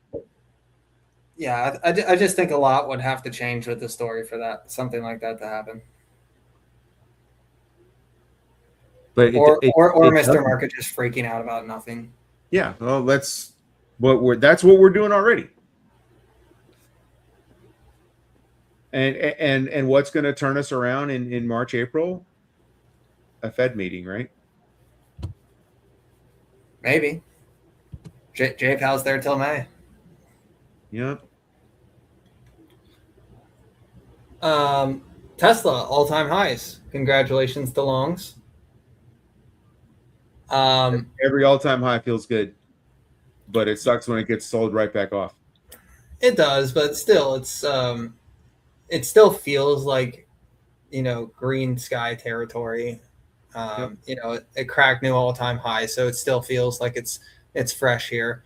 Now, I made a post on X that was a response to a lot of people To me trolling. to you trolling, but also a lot of people just in general saying, Waymo's going to be crushed. It's going to be obvious in hindsight that, they have no ability to. And Ives. Yeah, saying Waymo's going to be a rounding error and that the battle's already over. And I'm sorry, we just have to, again, put our feet on the ground and touch some grass and maybe get to reality a little bit. Waymo has completed 20 million paid employee-less autonomous rides. 20 million. Tesla is still at 0. They released a video over the weekend of one car driving without anybody in the front 2 seats, and Elon Musk confirmed it was not in service for the robotaxi. But he did say within about 3 weeks that we are going to be seeing, hopefully, autonomous rides happening on the robotaxi network. We knew it would. Like, we've always known it was going to happen. It was the time frame. And we've always known. He says 3 weeks. We don't know what that means. Right. Well, he's talking about how long it's actually should take, and then there's how long it actually takes. Right. Which when you're consistently wrong by an order of magnitude of 5 to 10 times, I'm terrible at estimating labor costs when I am pricing out projects. I'm terrible at it. And, you could say, well, labor cost is essentially a replacement for time. So I'm terrible at it too. Now, engineers, and I also wonder if he assumes that everyone is working as hard as he is. Yeah, maybe. But one of the arguments I see that pops up again and again, and this is why I wanted to have a little fun, like modeling it out and doing some back of the napkin math, is the Tesla fans will consistently make the argument that because the vehicles are lower cost, that the cost per mile is going to be much, much lower, and that Waymo has no chance of being profitable. They'll say things like it's not even profitable yet. How is it not profitable when it's really in like its second year of commercial operation, and then it's a nascent technology? Waymos are going to get cheaper as they move on to different models like a Zeekr, and as LiDAR itself gets cheaper. The other thing to consider here is that if you move on to a model where you have personal autos that are being rented out on a network, first of all, there's not insurance in place that actually makes that a possibility. If you rent out your car or just use it on Uber or Lyft, livery, which means you're driving someone around for pay, livery is excluded. So if you're driving around on Uber and your insurance finds out about it and you get in a crash, that's typically not going to be a covered claim. You ain't covered, bro. Yeah. You ain't covered. And so now on top of that, and there's not many companies that even offer that rider to where you can buy back that coverage.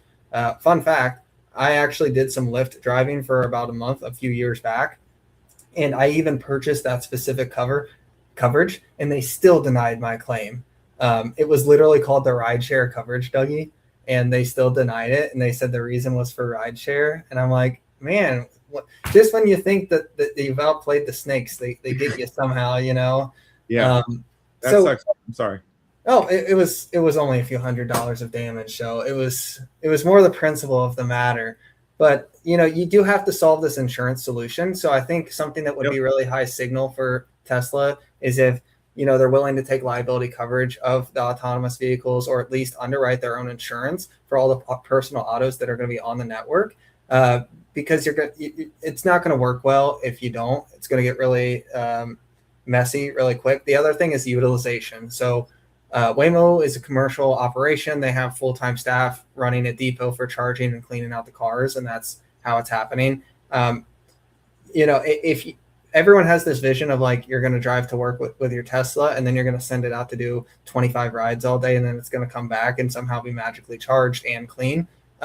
That's a little bit divorced from reality. Not everyone who owns a Tesla is going to want to do that. Steven Ferriello talks about that all the time. The second thing is that who wants to have their car come back to work and not have any charge left on it?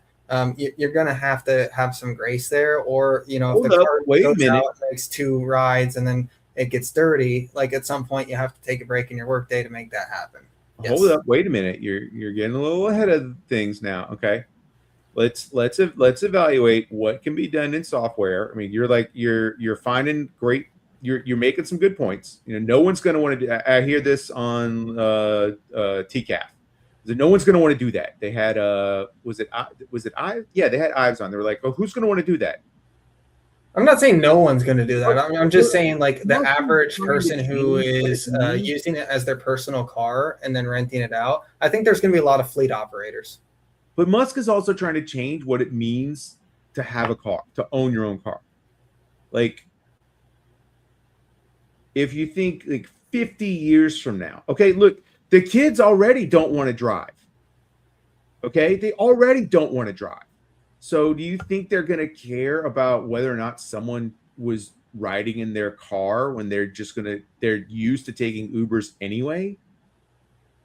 I think they're not going to care if someone was riding in their car and it went to a cleaning spot and charged and cleaned while it was there, as long as it picked them up from work and had enough charge to get them home.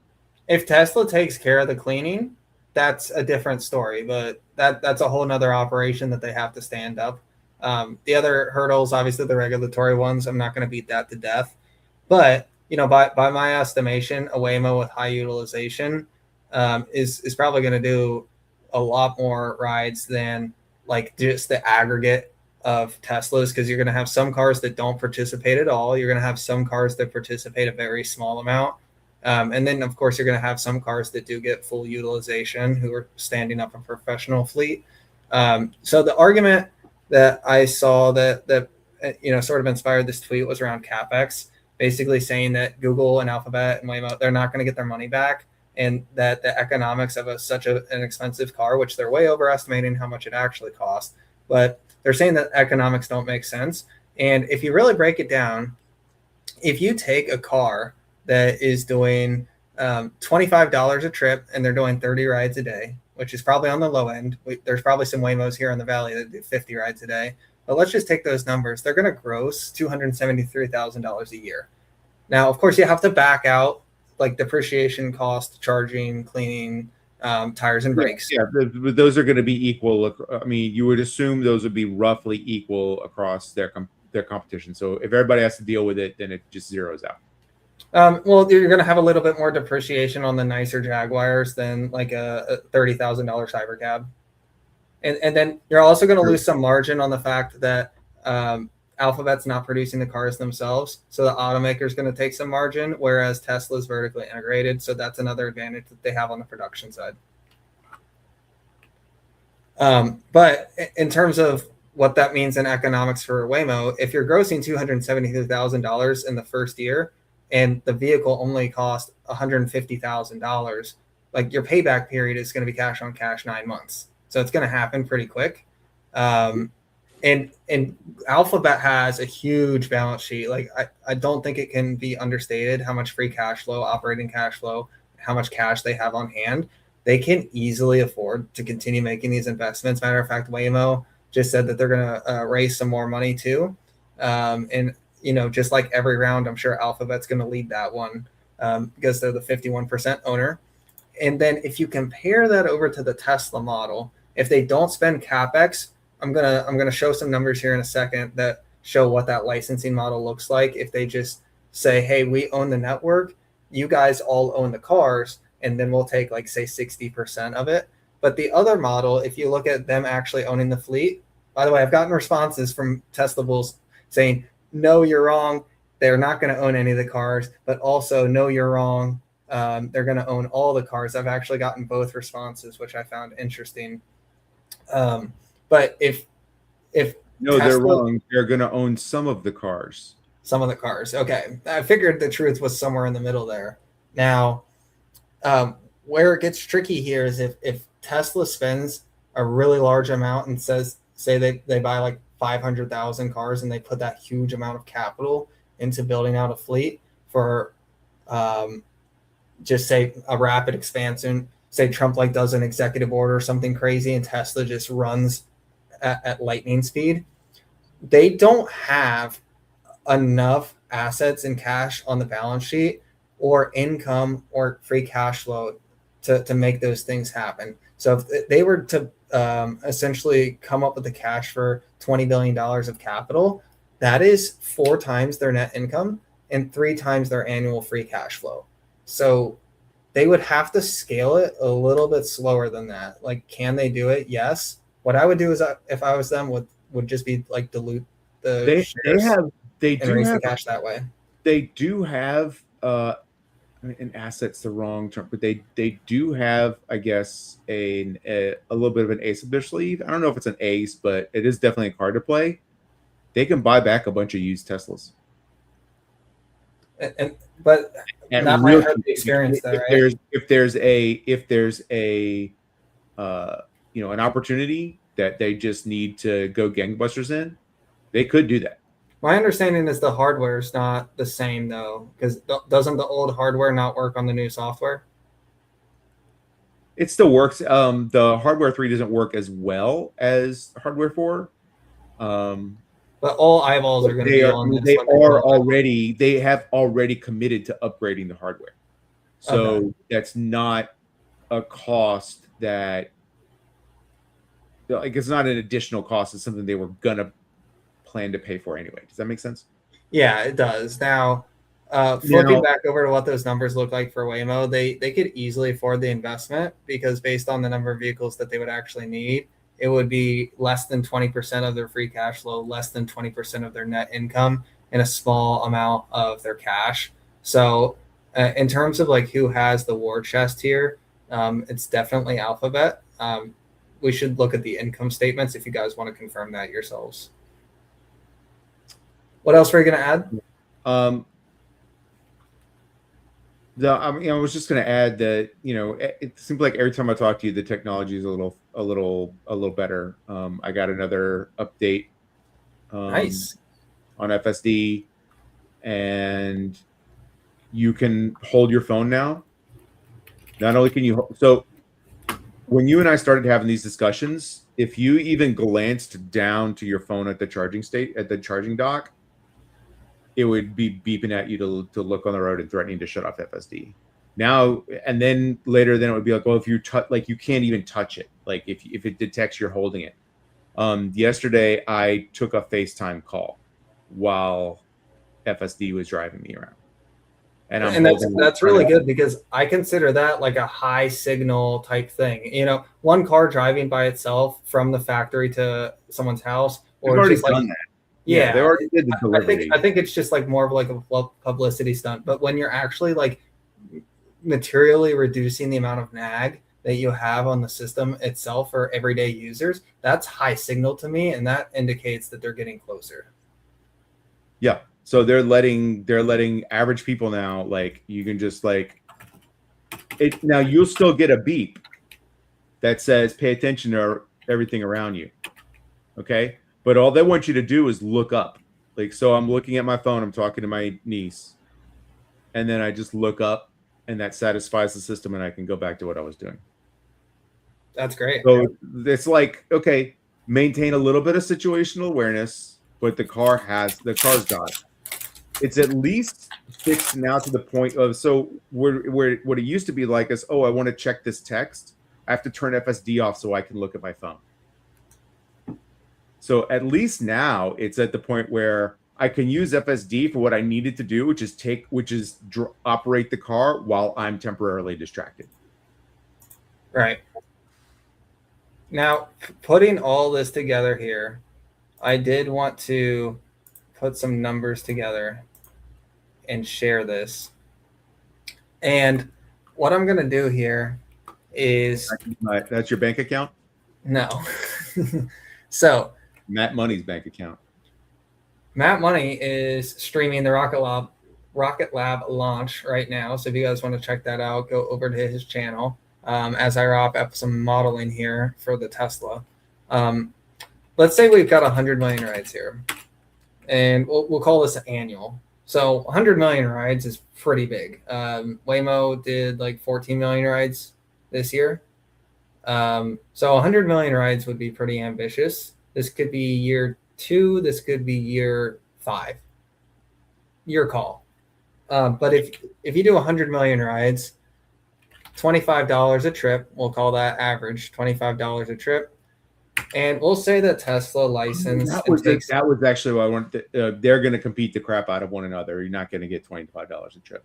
That is going to that cost is going to come down to super cheap. Okay, so let's say we've got a race to the bottom. Let's say 1750. That's pretty big haircut here. So you get 1.7 billion of revenue, but we have to consider that Tesla is going to take a licensing fee. We'll call it 60%. You could even say they're going to take 70% here, a little bit more charitable. They're going to get a good chunk of it. After all, they did solve full self-driving. You get $1.2 billion of revenue. This is before expenses. So this is before depreciation of the car. This is before cleaning, charging, tires break, all the same stuff that we mentioned with Waymo. Now, 1.25 billion might seem like a strong number. You have to remember the market cap of Tesla is 1.6 trillion. So if we look at it as a car company, we obviously know it's not worth that much. But if you look at it as a robotics and AI company, that's the argument. So using that argument, this is what we should look at here. 1.25 billion doesn't really get the job done because now you're at over a 1,000 PE. 1,000 price to sales, because this is before expenses. Mm-hmm. Now let's say that they really crush it here. Let's give them 1 billion rides a year. And again, we'll say it's 1750, and we'll give them, we'll raise up the take rate here. We'll say that they take 75% of it. You get $13.1 billion a year. Now, you're hoping that this is really high margin, like 55, 60, 65%. You're hoping that this margin is really good and that you're taking most of this to the bottom line. But still, at 1.6 trillion divided by, say, 10 billion, because we just said that the top line of this product line would be 13 billion just for robo-taxis and their licensing. So we'll say they drop like 70% of that to the bottom line. We're being really charitable here. So 10 billion, you're still at a 160 like price to earnings. It's just really, really hard to get there. You have to be buying for really far in advance and or believe that their margin on the cars that they sell to individuals gets lots of upgrades from people who want to pay for full self-driving or get the subscription for full self-driving.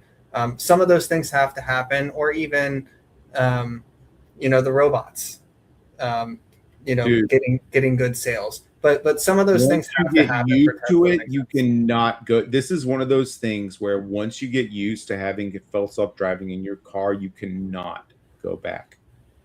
I have a company car that I drive, and it is so it hurts my soul every day I get in that vehicle to drive to the office, knowing that I'm walking past my Tesla in my driveway that my wife drives. Like, I really really hate not having FSD to drive into Houston every day. And so I mean, if we were to think about, okay, the recession has hit, what subscriptions are you dropping? Are you dropping Netflix at $17 a month or $14 a month? Or are you dropping FSD to $100 a month? Bro, I'm going to think about it. Yeah, it's a good question. And what I'm pulling up here is both the operating margin and the profit margin. Selling it. They've done a terrible job of selling it. Right. And this would help solve that exact problem. Like you could get a U shape here if they can actually upsell this awesome technology. Because, I've been a long time like Tesla skeptic, because it always seems like it's one software update away. And Elon has, quite frankly, he's oversold, underdelivered for quite some time.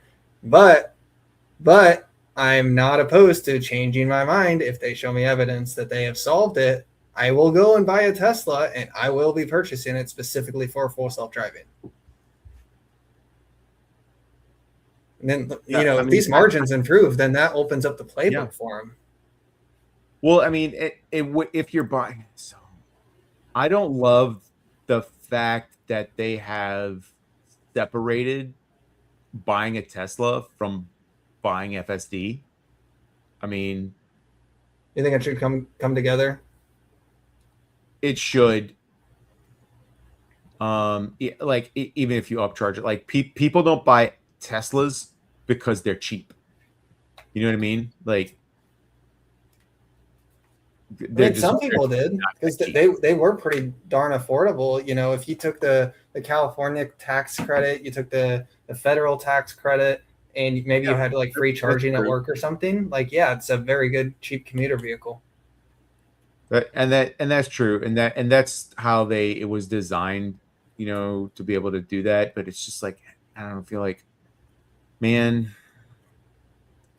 those people who bought that, they don't even try FSD when they release it for a free trial, and they've got to get NFL commercials going where people are watching FSD on TV. That's the only thing they'll do to believe it.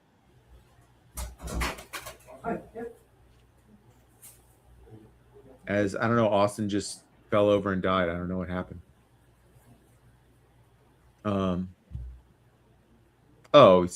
got to go to the door. Okay, I guess his DoorDash or something is here. Probably not delivered by an automatic Tesla. Raven asked, what do you guys think Uber figures into all this? Uber is Waymo's bitch, or is going to be Waymo's bitch. I come back and all I hear is Waymo's bitch. What did I miss? Raven wanted to know what's going on with Uber. I'm like, Uber's just Waymo's bitch. Waymo's bitch.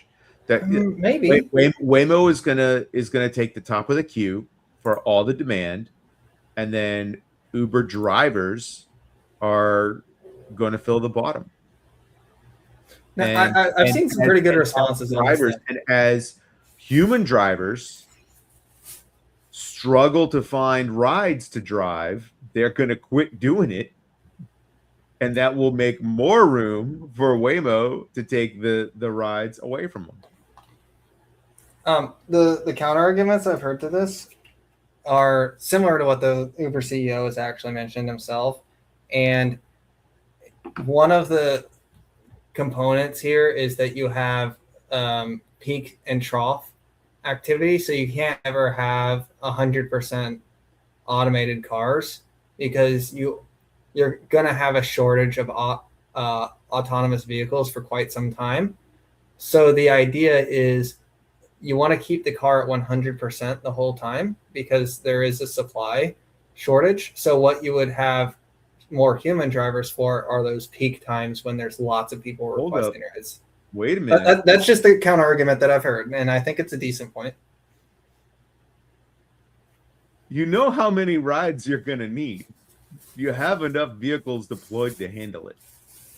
or you build enough Waymos to handle it. Well, that's the bottleneck, isn't it? And that's well, so it can't be both a temporary bottleneck and the reason d'etre for for Uber to exist. Is we're just gonna fill in what Waymo doesn't eat, and then it's like, well, yeah, but they're gonna build more Waymos every year. Eventually, you're done. Not if you can get into delivery too. So they're doing a good job of pivoting into delivery. Last 10 feet delivery. Like you got to get it from the sidewalk to the front door. Speaking of delivery, I just got my delivery here. We're drinking our Bud Light here. I asked for Coors and he delivered Bud Light. So we can go a little nicer than that. Got our Heaven Hills. There you go. Some good old bourbon. But that's just what I wanted to share with Tesla, was some of that modeling information that, I was just poking around and looking at some of the numbers. I really like how you put together those stuff. I don't always agree with your conclusions, but I really do appreciate the analysis that you put together there. Yeah, and my numbers might be dog shit, right? But the thing is, like, you do have to try and attempt. Your numbers aren't dog shit, but what they show is, hey, this is the problem that Elon or the Uber CEO or whoever, this is what they have to fix. This is their challenge, because this is how the math is mathing right now, right?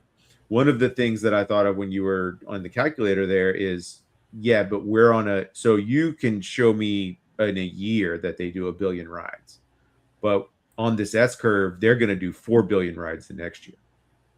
It's like this thing is going to scale very, very, very rapidly. Yeah, and of course, my Tesla neutral pushback would be that. I'm just saying for all the automated drivers. Yes. Yeah. Now, I think specifically with the Tesla story, there has been a lot of conversation, from Tesla management that you're going to have like this one software update. We solved it. We did it, guys. They're going to snap their fingers and then it's going to be rolled out nationwide. I don't see that likely as happening because of all the other reasons that I mentioned. Like, you have to stand up regulatory with state and local. You have to figure out insurance. You have to figure out charging. Those are going to get faster. Yeah, they will. Charging is an interesting thing for Waymo. Tesla has superchargers all over the place. Right. Are Waymos going to use those? Because you mentioned earlier, one of the things you were skeptical about on Tesla is whether or not they can solve the cleaning and all that stuff. Well, dude, they've already gone a long way into solving charging accessibility. I mean, yeah, there's a few places where you don't want to be stuck without a charger, like North Texas, rural North Texas. But like the areas where robotaxis will be operating, they'll be fine. Have they figured out the self-charging yet? Because I know that they were working on that. I'd seen a video where basically without getting out of your car, the Tesla inductive charging was charging itself. The tech works. I mean, you got wireless charging on your cell phone. It's the same freaking tech, just at a different scale. I mean, you're not violating any laws of physics to do it. Well, is that the same speed though as if you get out and you actually stick the thing in the side of your car? I mean, like it's a physics an engineering problem. Okay, because the speed matters. It does, because that's your downtime for sure. But okay, so you might have a trade-off where in 10 years they have cut the charging time on a plug to 5 minutes, or your wireless charging is still, honestly, when you're driving like cross country in a Tesla, it really only has you stop to charge for 5 minutes at a time. It's usually you drive about 100 miles and you charge for 5 minutes, drive for 100 miles, charge for 5 minutes, drive for 100 miles, charge for 5 minutes. It's not how I prefer to drive cross country, which is just like set it and forget it, or like take one longer recharge and then pass a few stations. But that's the most efficient, cost efficient way to actually do it, is kind of leap, puddle jump. But so if they say, okay, well, you can get your 80% charge in 5 minutes if you plugged in, or you can just drive over the charging plate, and you're already taking a nap and not driving anyway, so what do you care? Like, well, the reason I ask is specifically for robotaxi. If there's no one operating the car, can you send it to the charger, it charge itself, and then come back to you? Because that would not only be cool if you own the car, but if you're operating the robotaxi, it could just stay out indefinitely. And the other thing I think about too, and I think really an easier solution. An easier solution for that is obviously like you'll have like a plate that newer models can drive over and inductive charge, like your Qi charging on your phone. Okay. But like a much easier way is just an arm that just deploys to the. I don't know if you've ever seen anyone charging at a charge station, or if you've ever done that before. Like like the app and the car knows who you are, so you don't like enter your payment info or anything. You just park and plug in, and the network knows. It knows your car, it knows you, it knows your payment info. You don't enter any of that. It's already in the app on your phone. It's all, this all happens in the background. You don't even have to open it to authorize it. Like all you do is plug in, watch a video, unplug and go. You don't mess with anything else. So, like a rigid arm, that's on like a robotic arm instead of a cable. Like the FSD could back the vehicle. Let me just get my hands on here. So you can back the vehicle up to a certain spot, and then the robot arm comes in, plugs into the charging port, withdraws, and the car moves on. Like that's not that hard to solve. But yeah, the inductive charging, like charging over a plate, is easier. It's just more stuff to build, and then you have a heat dissipation issue, but they already have that with how rapidly the superchargers work anyway, that they've already solved. Plus they're going to be charging semi batteries. Do you think that the battery in a Model Y is going to challenge one of those? No.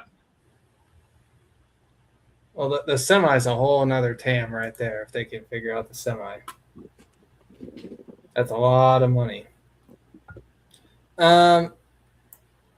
And I will remove one of these items here. I think we just had one left here, which was this one here. We saved the politics for last. No. The last one is the last one. Oh, this one? We have to talk about that one?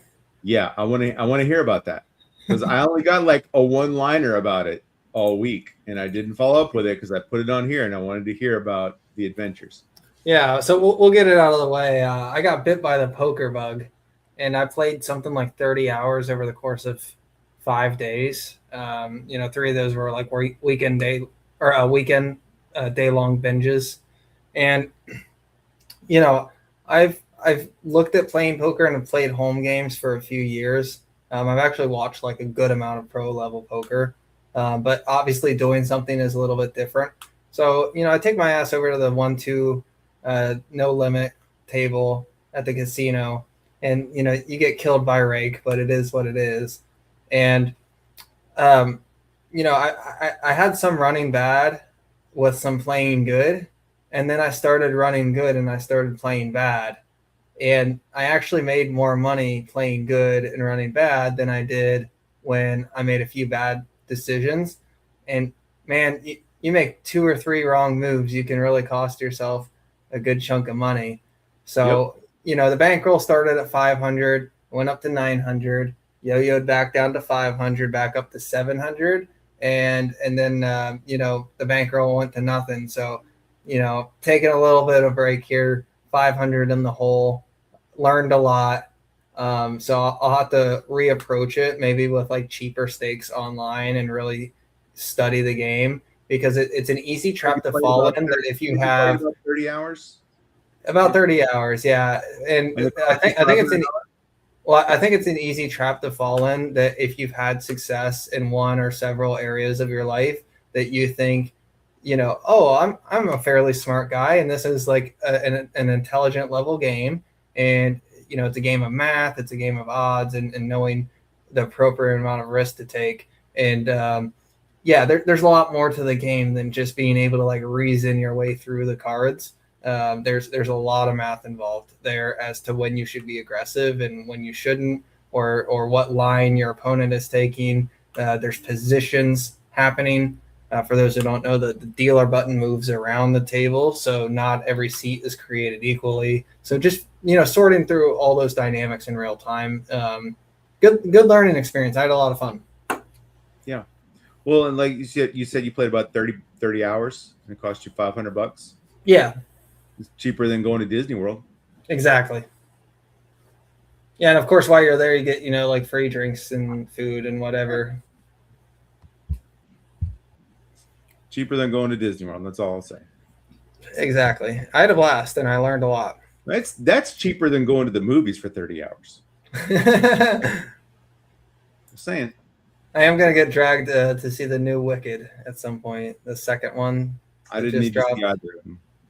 Yeah. I never saw the show, but I familiar, like I listened to the music a lot and was very familiar with it and liked that, and saw no reason to take a like what I assume is probably a 2.5 hour stage play and turn it into a 5 hour movie.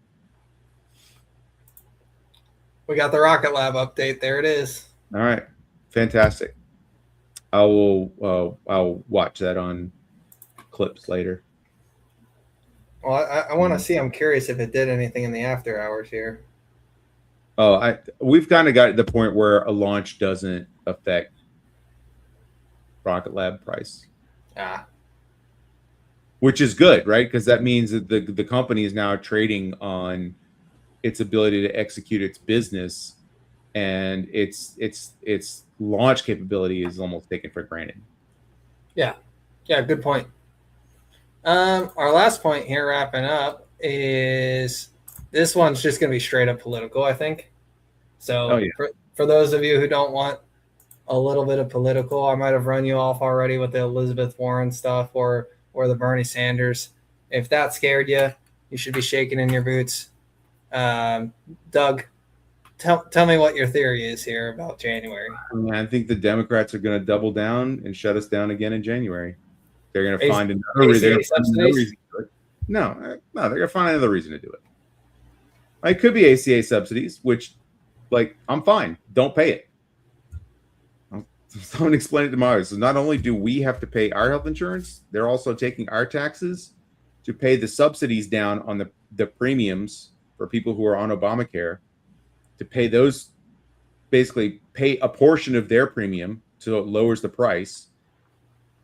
So then the insurance companies can come in and raise the price because the government is paying that portion. So the consumer is not price sensitive to it, and they're just bilking us for more money. Like,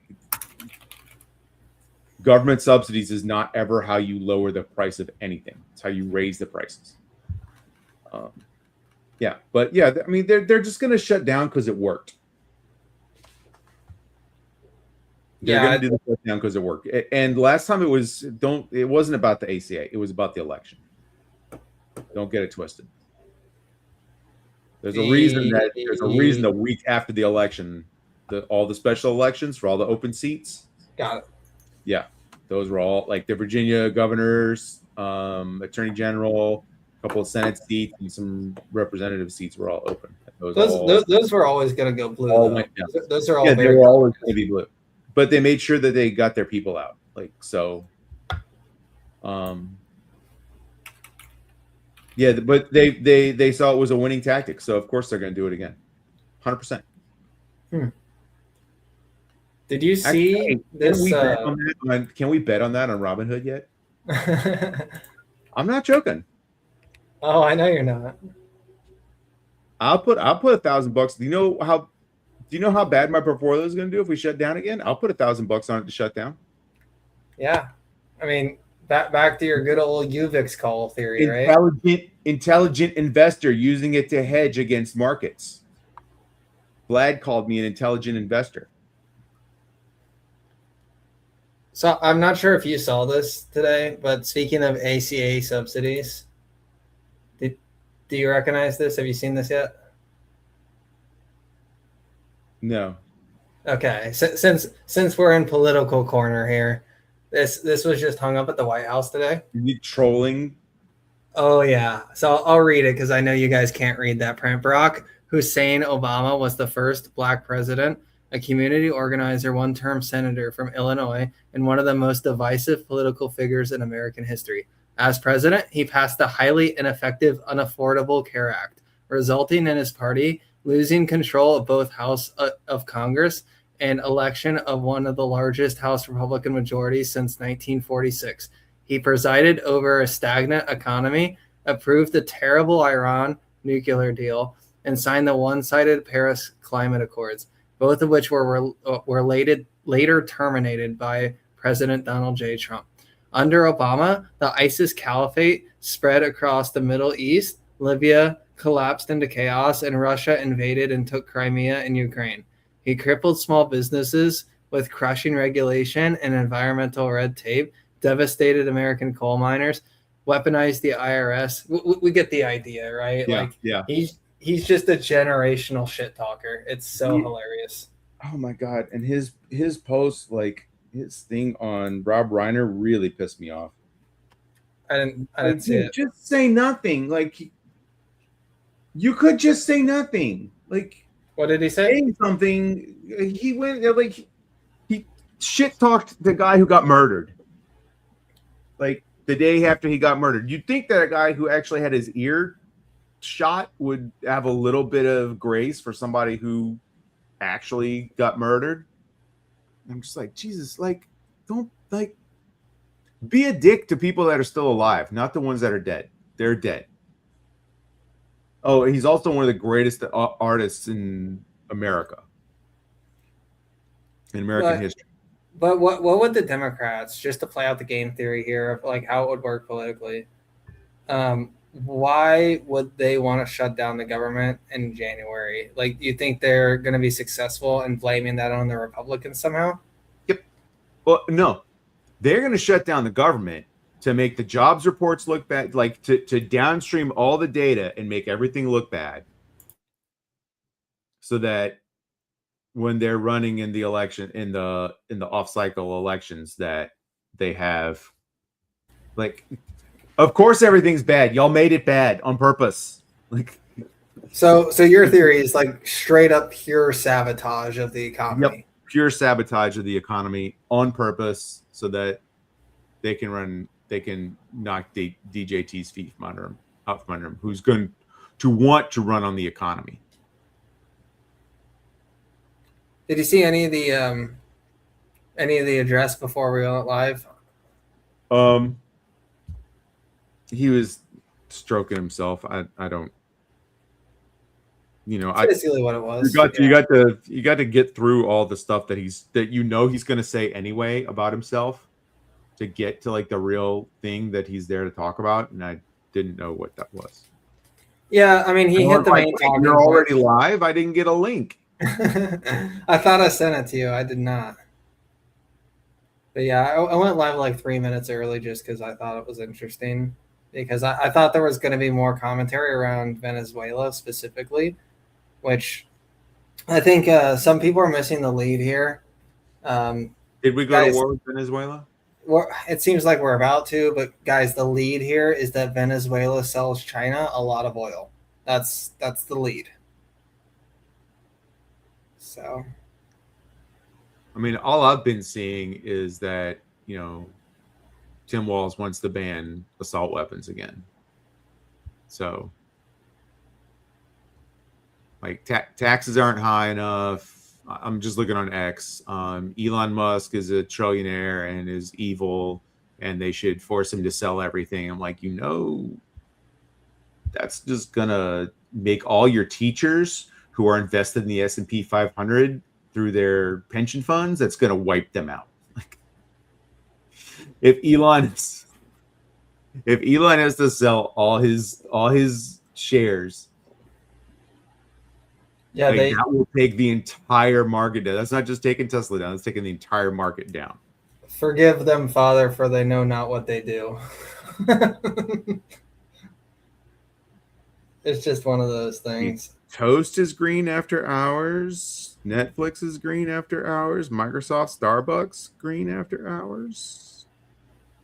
Did you want to do a quick society silliness section? I know. Oh, I sent yeah, you I do want to make that a thing for us. I didn't have anything ready, but I thought that could also be a bit that we do.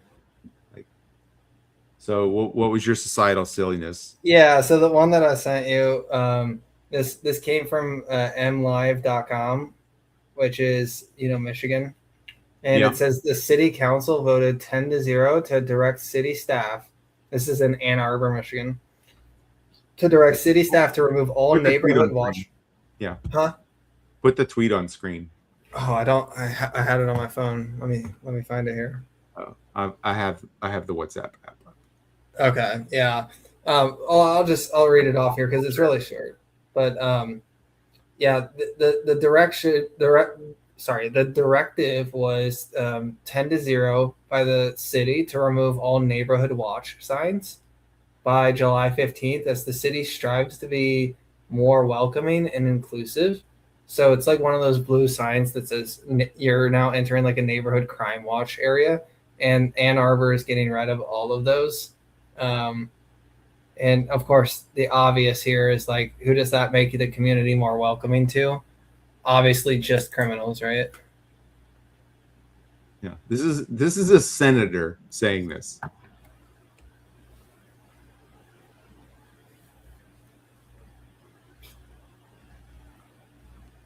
Well, it was the city council that removed the signs.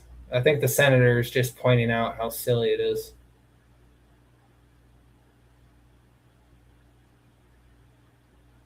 But yeah, certainly interesting. The other societal silliness that I saw, a tweet caught my attention that I guess in Seattle, for the World Cup next year for soccer, they are going to be hosting a game that's overflow from LA. Obviously, they don't have enough stadiums just in LA to run the whole tournament, so they're going to have Iran play Egypt on LGBTQ like parade day at the end of June.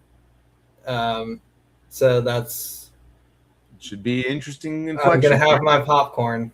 We're gonna find out how Queers for Hamas works.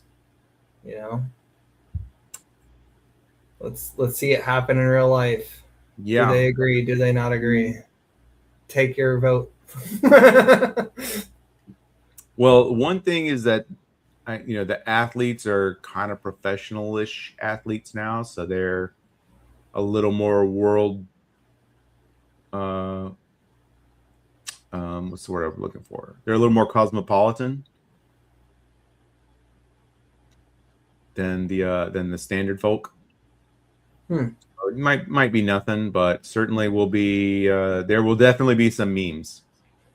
Yeah, I mean, just the dynamic between an extremely conservative country versus country soccer match versus like one of the most liberal cities in all of Western civilization, really putting on their shoes and dancing.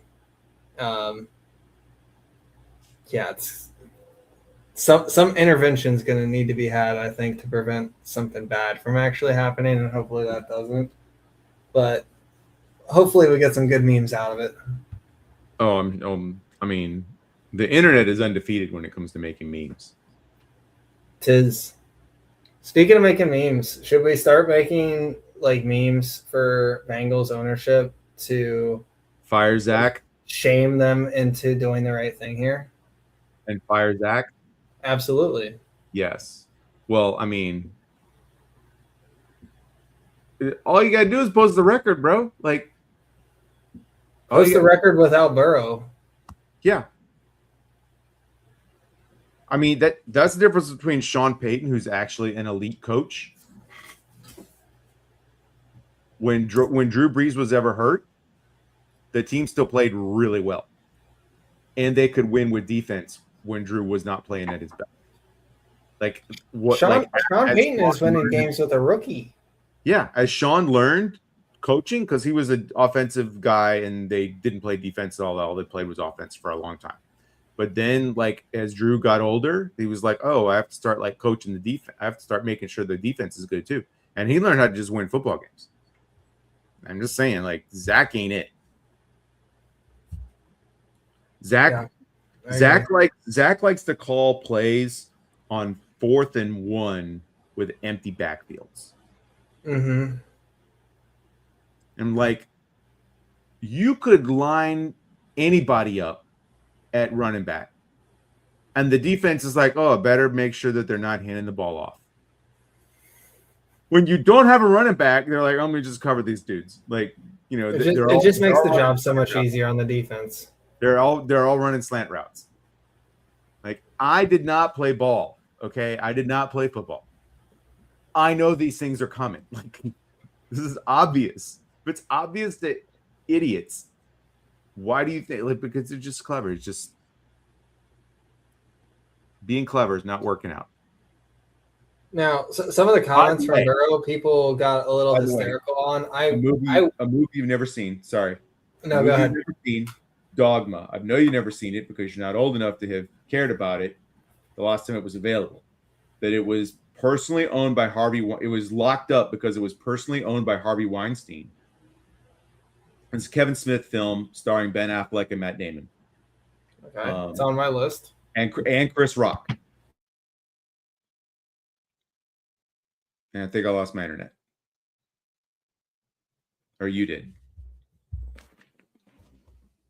Anyway, yeah, Dogma. But it was held by the government or something, or Harvey Weinstein couldn't monetize it, couldn't sell it. And I don't know, they did something and now it's available again. So it is now for sale on like the Amazon store or something. But yeah, Austin's video is locked up. Yeah, Austin is frozen. Yeah, but Dogma is available again. It is one of the all-time great movies. Or I should say one of the all-time great scripts.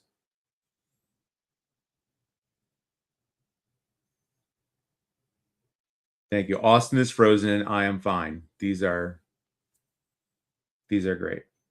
I'm not sure what stereotype you're referring to, Raven. But sorry, Austin, I interrupted you. You were about to make a point on the Bengals who. Oh, yeah. Oh, and it aged, and Raven Dogma aged very well. Very well. Austin's trying to rejoin, and then he ducked out again, and now he's trying to join again. I don't know. We'll find out. Anyway, we did reach the end of our docket, so we're just shooting the breeze now. Anybody got any questions? Anybody want to bring up a topic in the chat? I don't think we have a whole lot of people, but if somebody's got something they want to hear a rant about.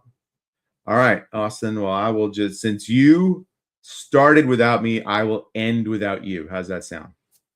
All right. So, fire Zach Taylor. Hashtag fire Zach Taylor. Save Burrow.